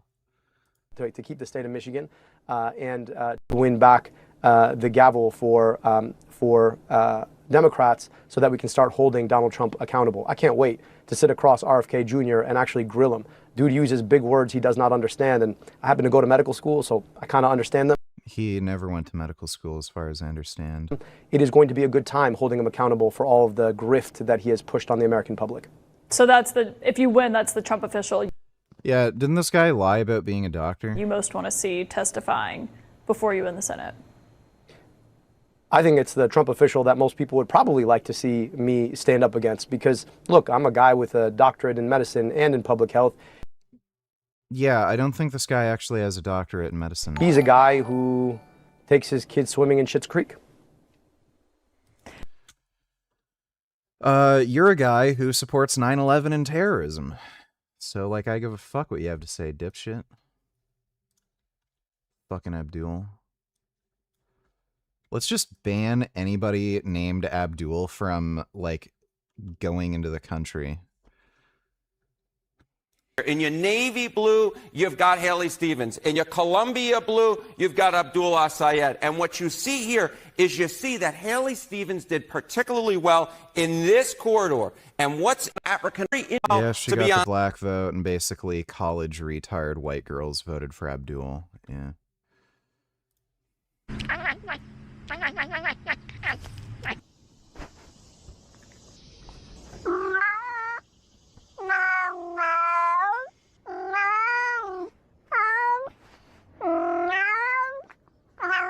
Why is he meowing like that?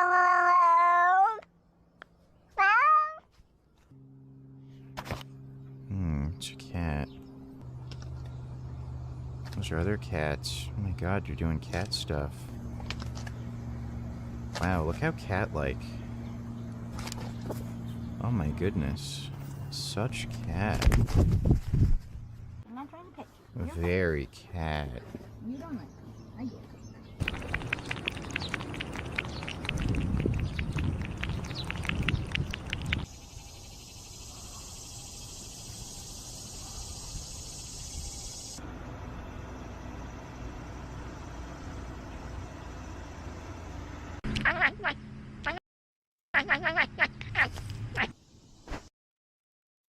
good cats.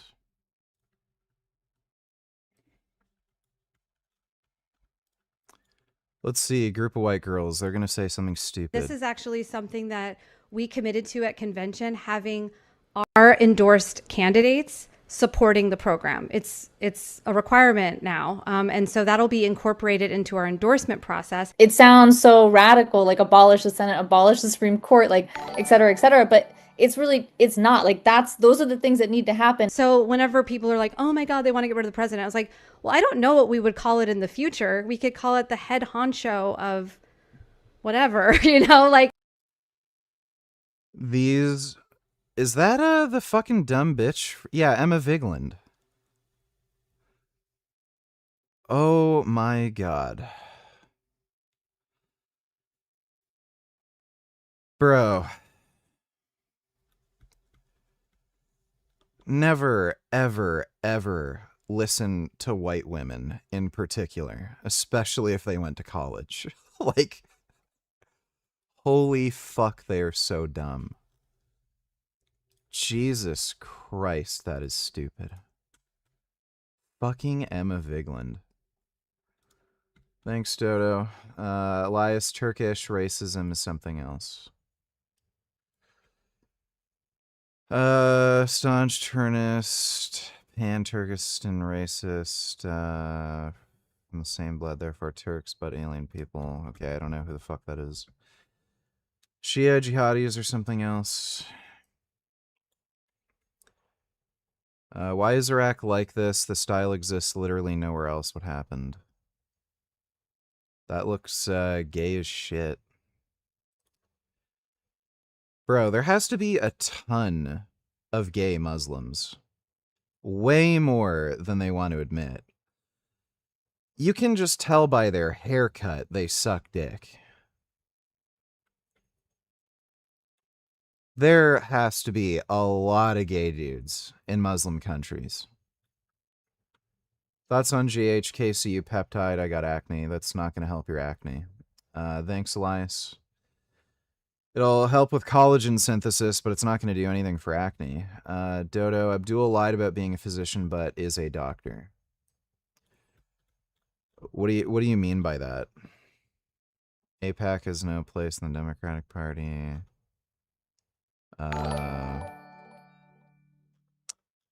Okay.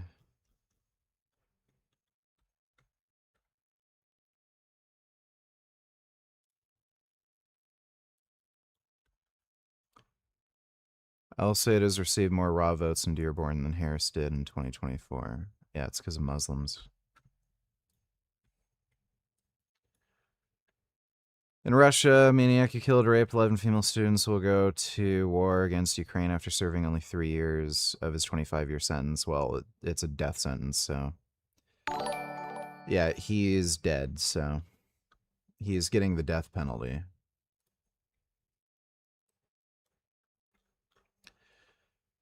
I'll say it has officially won the Democratic primary for U.S. Senate in Michigan. He's running on Medicaid for all and taxing the rich. Medicaid for all isn't necessarily a bad idea. Taxing the rich, that's just fucking retarded. Thanks, Dodo. Why is Destiny so weak, useless, and pathetic? He's literally got low T. I'm pretty sure somebody said he got his testosterone checked and it was at least under 400, which is by definition hypogonadal. While people like Hassan and Emma Vigland are infiltrating his political party, he just laughs at anti-Semitic videos Brian Tyler Cohen posts and doesn't call out Mamdani or Adam Mockler and lets it all happen. He has no real, genuine, serious political interests. He's just a fucking joke. He's just some dumb fucking brain rot streamer. Thanks, Dodo. Has always been focused on the material needs of working class people. And I would say that to the extent that you've broken from Democratic Party policy, it's usually around economic issues, healthcare, et cetera. There are some DSA candidates today, including some who've won their primaries this cycle, who've also talked about abolishing prisons, defunding or even abolishing the police, abolishing borders. You've never been for any of that. Are you? Well, here's the benefit with abolishing the police. We can literally do whatever the fuck we want. So everybody can just take up their guns, shoot all the people we don't like. So criminals, Muslims, immigrants. So that might turn out very differently than what they suspect. So yeah, abolish the police. Let Americans be fed up with Muslims and do something about it without the police getting in the fucking way. It's just so retarded from top to bottom. Worried that taking those positions, which are unpopular with most voters and even most Democrats, sort of hurt the movement that you've worked really hard to build? Well, look, people have different views, and what you know as well as I do, that the right wing, that's their job, right? They will take what one person said and put, $80 billion of TV ads on it and make it claim every Democrat supports that. No serious person that I know who is running for office believes in quote unquote defunding the police. All the DSA people believe that, and it's spreading throughout the Democratic Party, even those who don't identify as DSA. Mayor for 8 years, I worked very closely with cops. They have a very difficult job. Do we need police reform? Do we need to get rid of racism within police departments? Absolutely. Are there jobs that other people can be doing in terms of mental health, drug addiction, and outfalls? This is just gaslighting horse shit. He's a fucking idiot.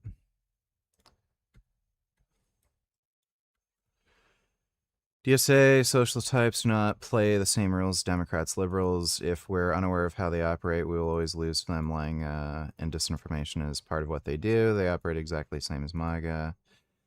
August 2nd, blah, blah, blah, intentionally propagated a fake story about Haley Stevens' campaign, lying about an inside campaign leak, claiming she was down about 14 points. And next tweet, he claimed 4+ different people have been able to confirm anonymously. Lamba is an Indian-born New York resident anonymously operating the Umic voter account, giving heavy commentary on Michigan's recent primary at its peak. The original false story garnered over 900,000 views on just an original tweet. Unfortunately, that's not the entire story. Number of other targets DSA-aligned socialists on X began to push the same story without any regard to fact-checking, including Hassan the Hun, known for supporting Houthis and Hezbollah terror attacks, as well as electrocuting animals. Yeah. Others have acknowledged the potential impact this could have had on the race, with Lamba eventually deleting the tweet himself and saying as much. Known for abusing couches and cheeseburgers, retweeted another post thanking Lamba for discouraging. Blah, blah. The actual pollster for Haley Stevens came out and confirmed pretty soon after the original tweet the story is complete nonsense. So, yeah, that's what they do. Signed up to phone bank for Haley Stevens' campaign. Can't wait to tell Michigan voters how much he loves data centers in Israel. You are now registered with Haley Stevens for Senate. Okay. That's insane. And in the last few days, some polls, including some that frankly aren't that reliable, had shown perhaps a double-digit victory for El Sayed. That was the way a lot of people... Well, in a general election, he's going to get absolutely fucking demolished. Like, it's not even going to be close. So it's just a joke. Thanks, Dodo. I mean, Abdullah is a medical doctor, but is not a practicing physician, never was, because he went into public health and epidemiology immediately out of school. Did he go through residency? Because if he didn't go through residency, he's not a medical doctor. He just got the doctorate degree. That's it. Thanks, Dodo. Elias, LMAO.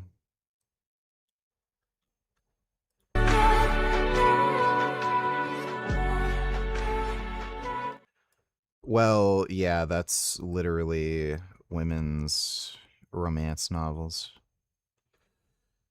He deals with his PTSD with humor. Russian soldier returned from the war to his home when some children asked him to show them how hand grenades explode, took out a real hand grenade, pulled the safety pin, then threw it in front of them. Moments later, the grenade exploded, resulting in damage to several cars in the area. There's almost no chance I can watch that on YouTube. Все, порвем? Давай. Не надо. Нет, вы туда впустите. Она шумовая. Взорвут там. Иди выдергивай. Ну выдерни, а я брошу. Выдергивай кольцо. Ты чё, блядь, а? Ебанутый, сука, блядь! Блядь, иди нахуй, блядь! Вот, блядь! Okay, that wasn't bad, but thought somebody was gonna die. Those are probably the most ugliest butts I've ever seen. Yeah, they're not great. Yeah, definitely not great. Based Islamophobic kid. Why are Twitter links doing this where every time you send a link, it's like scrolling down? Oh, it feels so unique, man, as you come back and just like you're laying back. And you're putting your head back, which is what a lot of people don't do. It works better when you keep your head back on the pad. Yeah, Come that low, machine looks stupid. Kind of decline. That machine also looks stupid. It just allows you to do a whole lot of chest. I don't know why you do this. Oh, the multi-chest. Yeah, that's not magnetic. No, it's a compression friction This looks stupid. resistance. Really? Super durable. And if you want to load the legs up here, you can get depth with something like this torque wedge or really good depth here. Load it up this way. Yeah. Do you see? Okay, that's for grandmas. This is like a full home gym replacement for a lot of people. It totally could be, because and I say this all the time, for like when COVID hit, what got me doing this stuff was I had gone much bigger stretch to start, and this feels awesome. Some more here. Expected to be released, price point expectations. I learned to TIG weld when I was 6 years old. This would probably be our easy curl bar we came out with. I would say she's right, actually. What is this Islam? To have and to hold from this day forth. For better, for worse. For better, for worse. For richer, for poorer. For richer, for poor. In sickness and in health. In sickness and in health. To love. To love. Cherish. Cherish. And obey.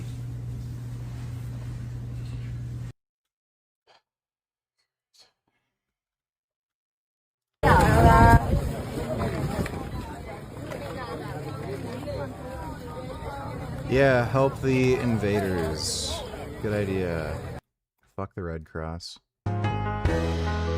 Yeah, I've seen this. This guy is a beta male faggot. That guy wears gay-ass glittery earrings, and he's a skinny-ass fucking twink. And then he made this dumb-ass fucking video about soy being feminizing, and he's talking about me, of all people. Glasses of soy milk every day. I tried to set up a debate with that guy, too. He's actually a fucking retard. Like, he can't follow a single sentence. He kept changing his statement around. And literally, when I called him out for being a feminized beta male fucking faggot twink, like, again, he's skinny as shit and wears glittery little sparkly earrings. Like, he just flat out refused to acknowledge, like, he's actually just a little bitch. And I eat a block of tofu maybe 2 or 3 times a week. Okay, so first of all, this is the guy who is claiming that soy destroys masculinity, and this is the guy who he is claiming is feminine because he consumes soy. Yeah. According to carnivore dieters, this is masculine, this is feminine. So I think that just proves they're probably just gay. Now, yes, he has admitted to hopping on steroids in the last year, but here's him prior to hopping on steroids. And close to worthless anecdotes aside, soy has not been found to lower testosterone in men. Amazing. I dropped that guy in his head. I saw that one. Study reveals cognitive decline linked to a drinking Diet Coke. Yeah, it's fucking bullshit. Thanks, Dodo. I bet you could turn that guy into a botchy boy just like Mom Donnie, VG. Probably could. Thanks, Dodo. Yeah, that thing's nice. It took a lot of prototyping to get it right. We have our multi-flight. Everyone knows the multi-flight. They know it. They love it. So we're calling it DARK, Digital Resistance Retrofit Kit. Sick. That's going to be awesome if you want to remove your stack and put the Voltra. People are going to ask, can I use the stack and the Voltra? Yeah. Our testing is not, we don't want to go that way. Yeah. Because it starts to pull the if you have it on the front of the weight.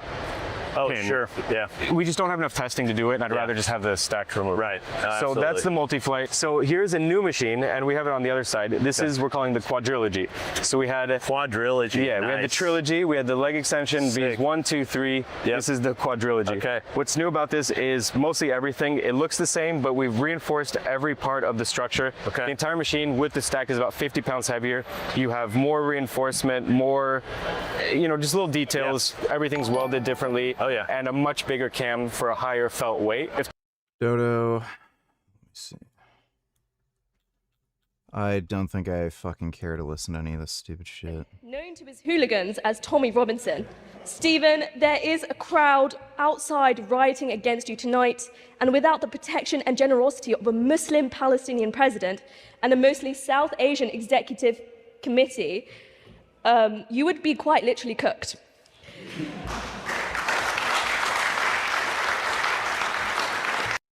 Stephen Yaxley Lennon, known to his hooligans as Tommy Robinson.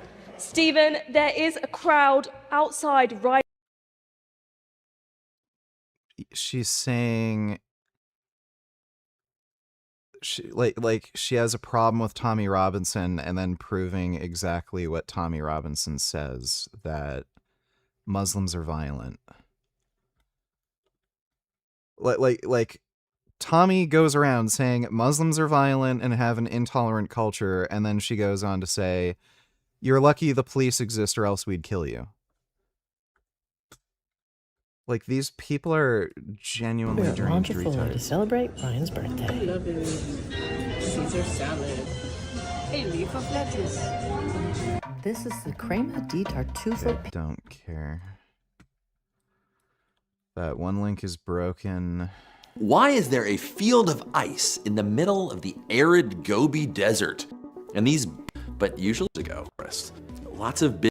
Don't care. Kosovo.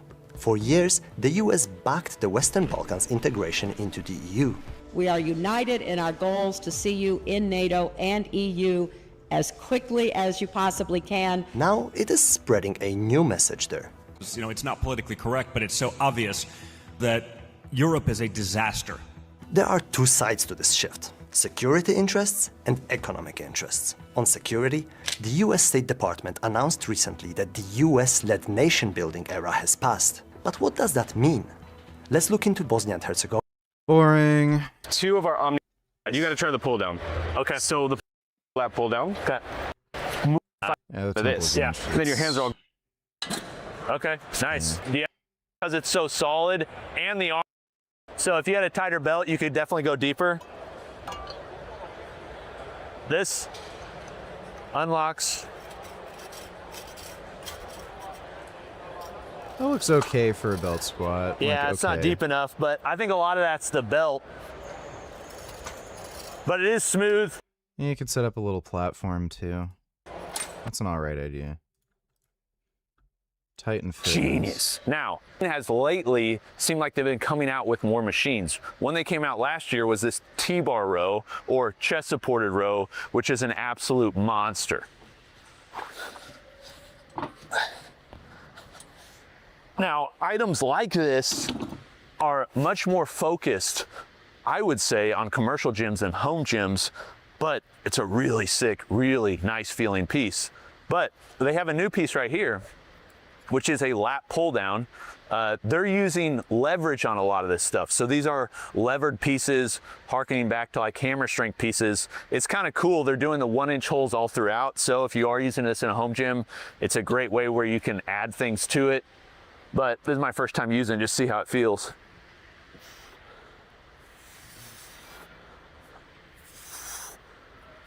It's not bad. That is such a fucking pig to put in a home gym. It's not bad. The product, inspired in some ways by Atlantis, this platform, both angles, but kind of like the Predator strength version. It's on linear bearing guide rods, so it goes forward and back. There's a lever underneath the platform where if I just click this up, that allows you to unlock it and move it forward and back. Not a ton of travel, actually, less than I'd expect, but it does give you optionality, and then you can adjust this. But something that I do really like on this, so if you notice, this is here, and you're like, well, what's this for? That's not even on the right side. This is there as an offset.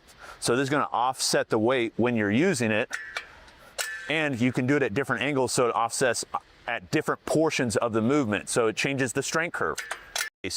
Like a home gym, like at Home Gym Con. But let me show you how to the movement.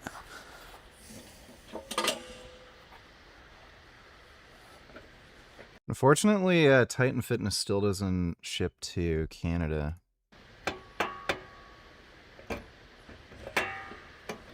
So it's not an auto unlock. They're nice when they auto unlock. Basically, you come up and then it unlocks. You got to do it yourself. Handles here. That probably feels best to me. That's also not good. It's just free spinning. That's pretty stupid. So, there we go. Yeah, that's I'm sure it doesn't do that on the retail model. You'd hope not. Does feel pretty good though. But man, it's a big piece. That's a wrap. 2026. You know.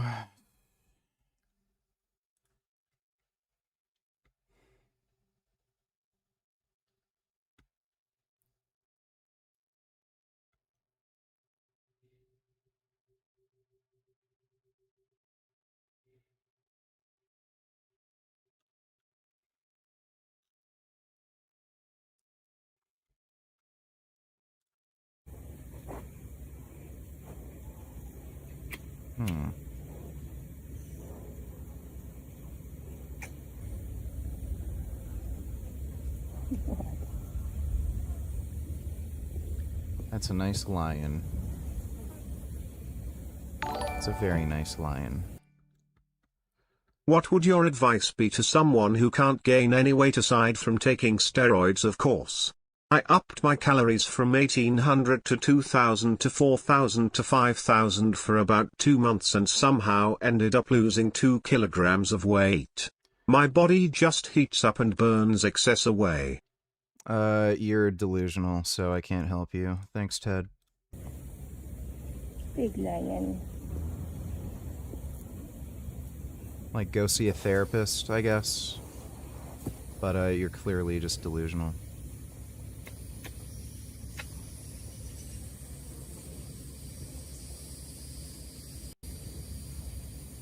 That's a nice big lion. Wow, lion cuddles. There are a whole bunch of really important biochemical processes that you don't really think about that testosterone regulates. And if you push a dose up too high too quick, acne, bloating, blood pressure issues. And you might get put off that dose and say, well, that dose isn't right for me. No, you just got there too quick. If you've never drank coffee before and you started with a triple espresso, you're going to be like, coffee's not for me. Same with testosterone. Gonadal state, as opposed to truly optimizing the 8.5. It's less like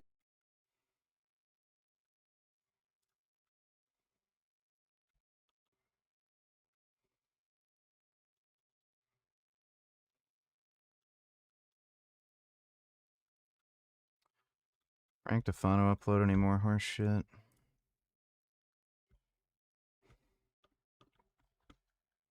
So the county is basically saying my building's worth $2 million when it's worth a few $100,000, and they're trying to charge me taxes on it. And when I filed the appeal, the first time they didn't notify me of the hearing, so I missed it. The second time they just returned my mail and then didn't even let me submit the appeal paperwork. The first lawsuit I filed was thrown away by the judge, and now I'm gonna have to file a second lawsuit. They're probably just gonna do the same thing. So they're not providing me due process. All of the judges are wiping their ass with my lawsuits. And he always says this, but we know he's a retard and he doesn't even ever bother hiring a lawyer, so he has no clue what he's fucking doing. He's just always the victim in every situation. And no attorneys are going to help me either, because they'll just say it's conflict of interest, and they're all in the club too. So, as I said in the longer video, I don't really have any options here besides just make this as public as possible and hope they do the right thing and set the taxes to the appraised value, which I had professionally appraised, and just let things go. I mean, look, I don't care. Steal my fucking building. Just let me go to California and have flyers the rest of my life. I'm sick of this dog shit. Why the fuck do I want to be in this shithole anyway? I am absolutely disgusted by these corrupt parasites for the county of Lackawanna that have been trying to steal everyone's property through unfair tax assessments for the last 2 years. So I submitted my appeal hearing last year, and they purposely... This doesn't make any sense. I've seen some weird appraisal things happen where people have added additions to their home. So they lived in a, one-story house, just like a main floor and a basement, and then they ended up adding a second story. How am I delusional? I have notes of weight and calorie intake measurements I did every day for every meal for nearly 2 months. Like what you want to see it? How is that delusional? Are you saying I'm dreaming it all up and live in some alternate reality? Yes, because it's absolutely completely fucking impossible that you would go from eating only 2,000 calories a day to up to 5,000 calories a day, and you lost 2 kilograms. Why weren't you losing, like what? That would basically be, let's just go with the average. So let's say 4,500. You said 4,000 to 5,000. So you're talking about an increase in calories of about 2,500 per day. So 2,500 per day times 7, that equals 17,500 additional calories per week. And you're saying you lost 4 kilograms. So, you ended up losing 2 kilograms. So if that ends up making you lose 2 kilograms after 2 fucking months, that means from what you were eating before, you should have been losing 5 pounds per week, at least. So, like you're just retarded. You're making it up. You're fucking delusional. I don't care what you fucking say. It's not happening. Purposefully didn't notify me of my hearing, so I couldn't even go to it. And then after filing 2 lawsuits against the county judge wiped his with my lawsuit as if it was toilet paper and just threw it out. Now this year... Oh yeah, so I've seen weird appraisal situations where people have added like a second story to their house, and then because property values increased in general, and then their house ended up getting reappraised, and then rather than it being $500,000, it ended up being like $2 million. I've seen stupid shit like that, but Frank didn't make, like, first of all, he lives in fucking Pennsylvania. Like, that area where he's living in that shitty, like, he's got that shitty fucking building. He didn't make any additions to it. Like, nothing changed. Like, he changed some of the refrigeration units. Like, this doesn't make any fucking sense. I don't believe him when he says his property's worth, like, 300 grand or something, and then they're saying it's worth $2 million. Like, bullshit. The appeal hearings were due August 1st, which was several days ago. I mailed them in, and I almost had a stroke, or a heart attack, probably both at the same time, when they were returned to me in the mail. So the first thing I did when I got those documents back, I filled out a new set of forms. Why does he dress like a fucking weird broke retard all the time? Went right down to the office and tried to submit them today. They didn't take them. I explained, hey, look, I mailed these in last week. You guys returned them. Maybe something was incorrect, but can you take the documents today? They said no.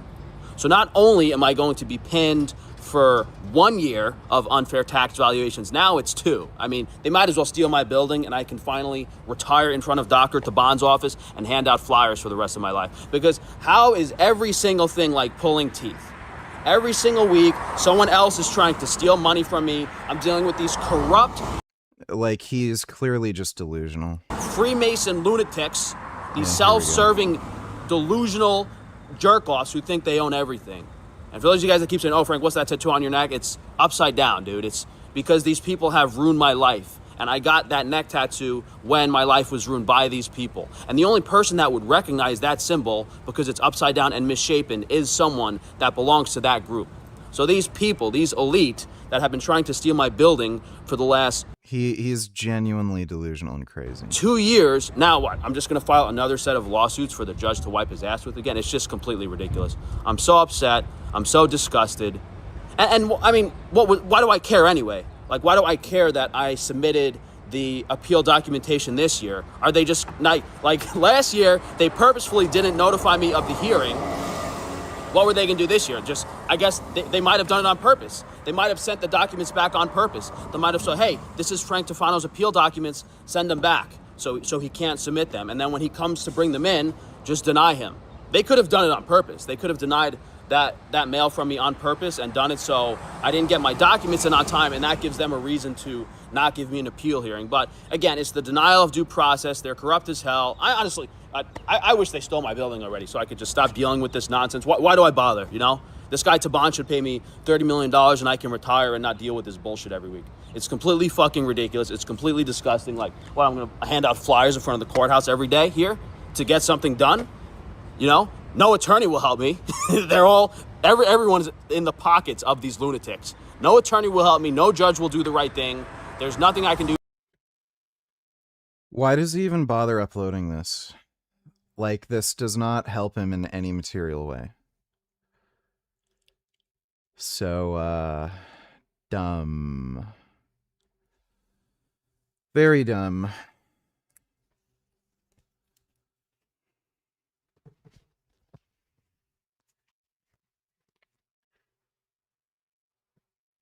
Ugh.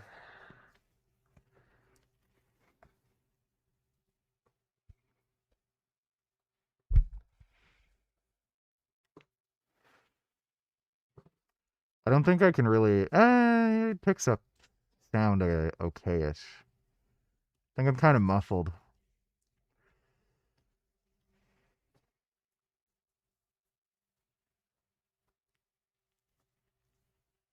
Yeah.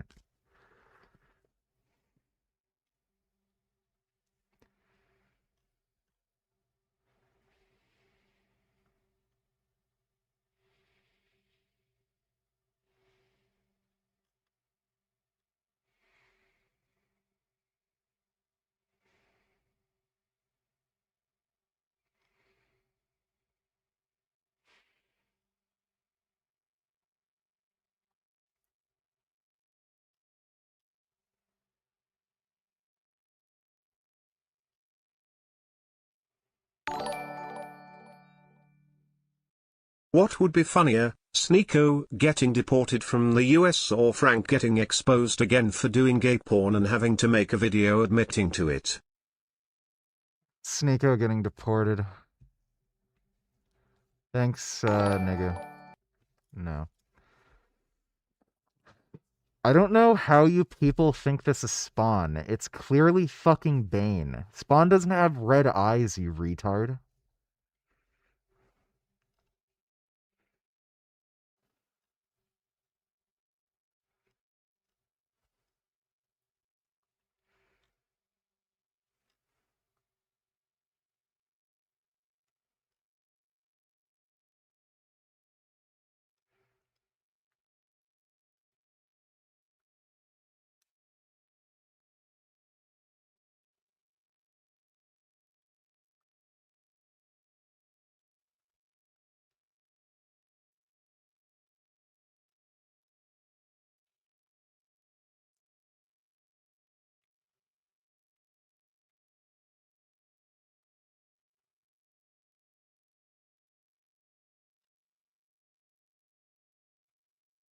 Took that Adderall, boy. We got some menthol cigarettes, and we got some B-ball, right? Actually, we're gonna be double scooping the demonic today.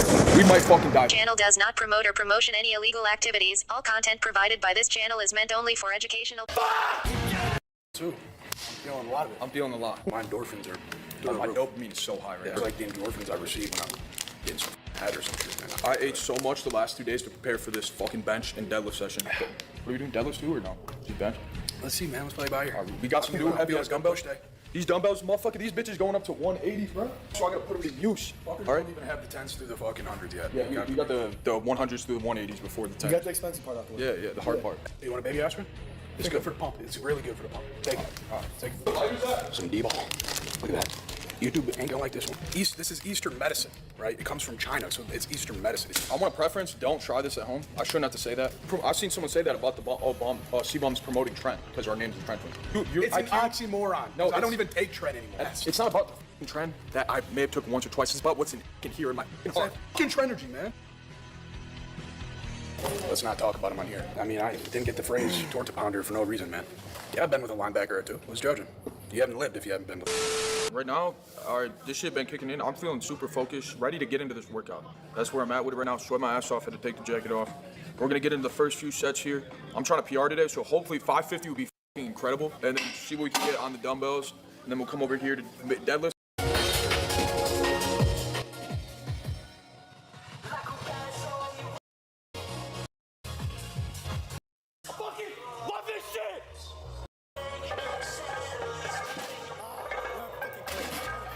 Why these on here? I mean, I ain't gonna lie.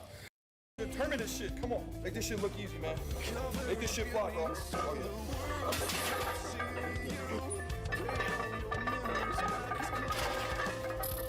Good. I think we good. Dude, are you gonna fucking rep this shit? Yeah. What? Fuck it. What do you mean? What do you mean am I gonna rep this? What do you mean? I'm asking you a question. Are you gonna? Yeah, I'm gonna fucking rep it. Come on, bro. What the fuck do you mean? You're not the right. You don't want this shit. I mean, I was always lean. If I eat more than my body uses, then it burns it up. My doctor said it was some fucked metabolism.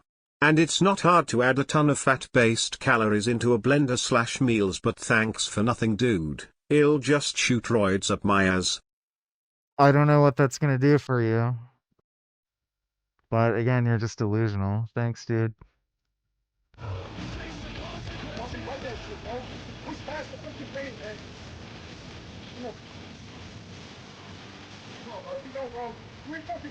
Come on, man.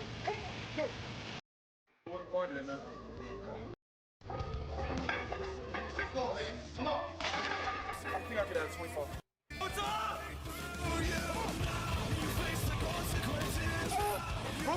Push!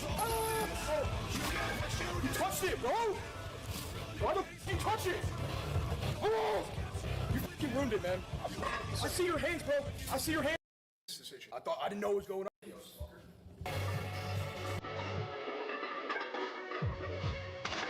Bro, you pause prep that. Yeah. What was that? Come on, baby. Come on, man. Fucking yes! Oh, I got fucking devil now. I got fucking guard devil. You face the consequences.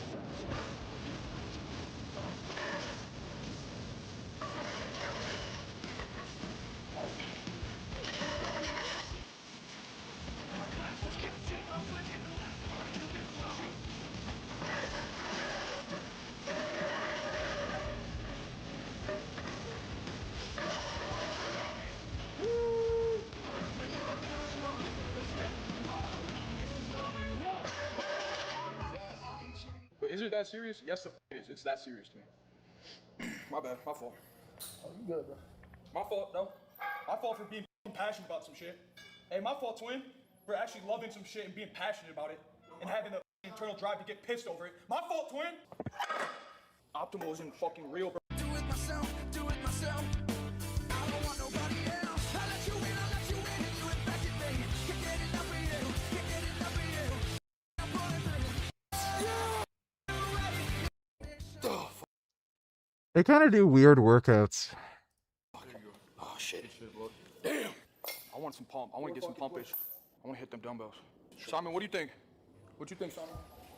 Oh, military press. Military press pisses me off so. I just want to get so fucking good at it. It just pisses me off. This machine is so strong. It's bending reality and it's giving us. Catch my brother's breathing back.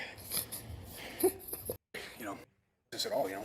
Dude, this is a bucket of shit on each side, man. Fuck. I don't know. Hey, just give me a nice man. Let's go, baby. Come on. Larry Wills did 500, and now he's a fucking streamer. You want to do less than a fucking streamer, man? Wait. Larry did 500? Come on. Come on. Yeah. Oh my God. Oh. Okay. The 180s, Mike. This is all one workout? Like, this is just weird. Yes. Come on, baby. Lock in. Come on. You good? Protect my face. Just protect my face. Yes! Yeah! I don't know how they don't get injured more often. Hell yeah, brother! That's a fucking brother, man! Oh. You know what? Turns out this one's actually more uncomfortable than the other mask. That one presses on my nose a bit harder. It's actually harder to breathe than that one, too. This one's easier.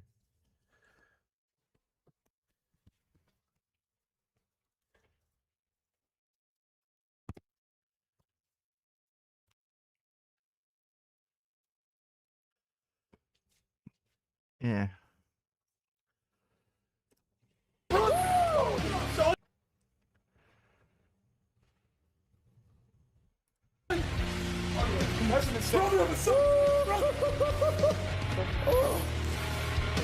Oh, the rooster didn't even come yet. Any of the bitches. Oh, there it is. Damn good. It was worth every fucking second.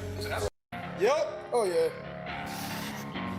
Okay, I'm assuming this wasn't edited chronologically. Just feel it out today, man.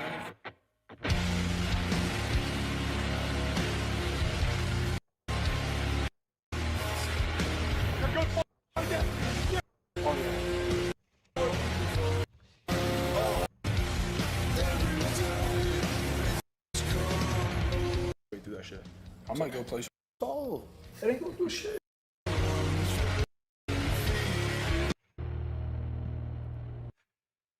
They really eat like shit.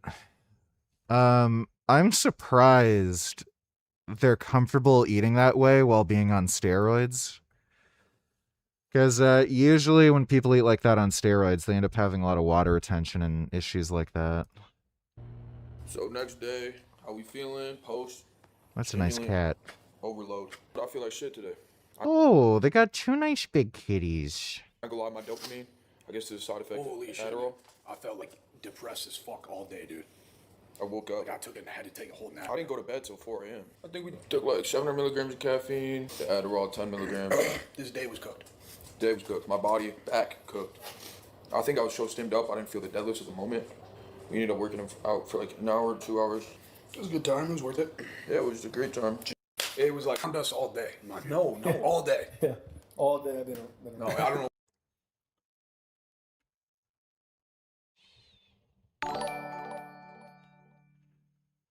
You're so hot.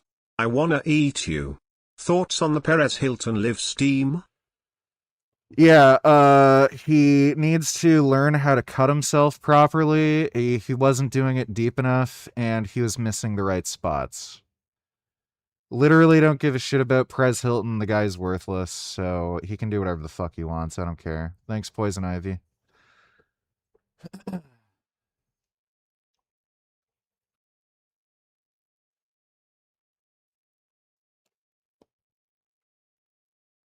We talk about performance-enhancing drugs, Joe. People misunderstand. They say, "Oh yeah, but it still doesn't make the difference." Yes, it does make the difference.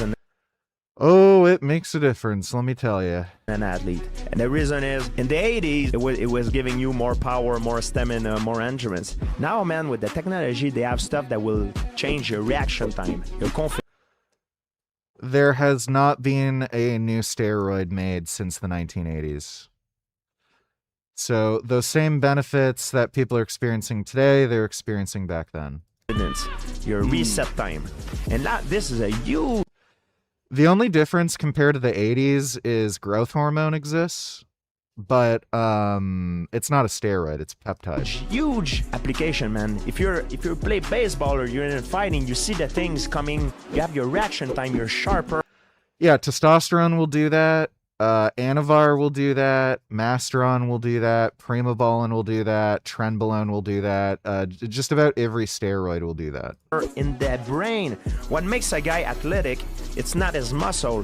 The reason why Usain Bolt is he run faster, there's many reasons why, but one of the main reasons is because his brain, his nervous system is better. Yeah, steroids enhance nervous system efficiency. That's just something they do. Again, there hasn't been a new steroid made since the 1980s. Better. We talk about performance. Can't remember what it was. It might have been Anavar.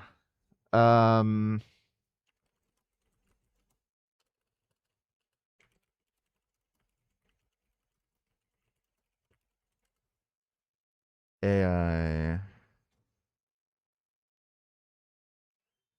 Okay, well, that doesn't exactly count. Yeah, the clear in 2003, that I wouldn't say that exactly counts. Dianabol, Winstrol, Anavar were invented and improved between 50s and 60s. I can't remember which steroid was the last one invented, but it was either like late 70s or early 80s. They have not made much development on anabolic steroids since then, which is a shame. Because if these drugs were still being researched and tested, we'd have much better steroids by now that are more effective and safer.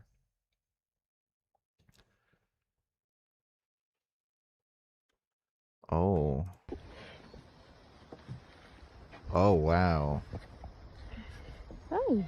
Oh. What? Can I get the phone? Those are big paws. Oh, do you guys see that? Oh. Easy. So big. Stop. Oh my goodness. That's amazing. That is so good. That's really good. Get your hands up. Oh, that is so good. That's great.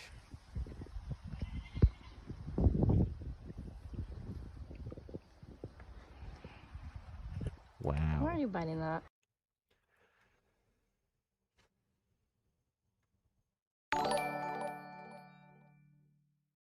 Who do you think had sex with more black guys in their life? I count down 10 tens as guys, Big Lenny or the Prophet Muhammad. Probably Big Lenny. Yeah, probably Big Lenny. Thanks, nigga. Prophet Muhammad probably had sex with at least a dozen, though.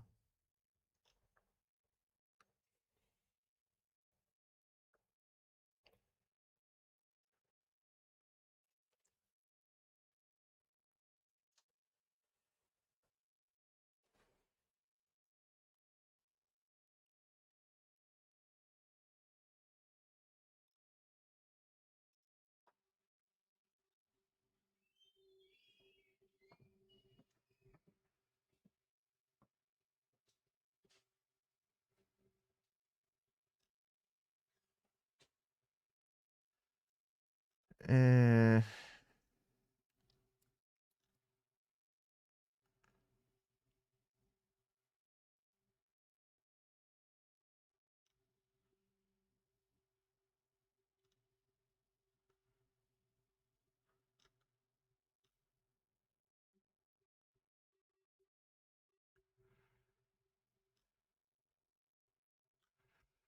Maybe I'll react to that next stream.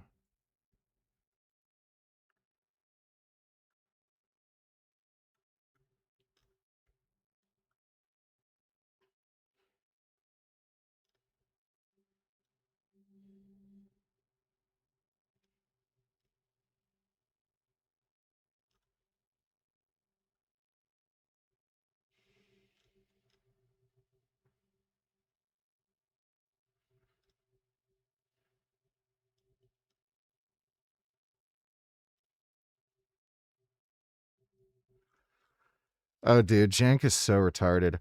Down goes APAC. So basically, if the Democratic Party just gets overtaken by the DSA, they're just going to invest more in the Republican Party, and then Democrats are going to get that much less funding, be that much less likely to win an election. They're so stupid.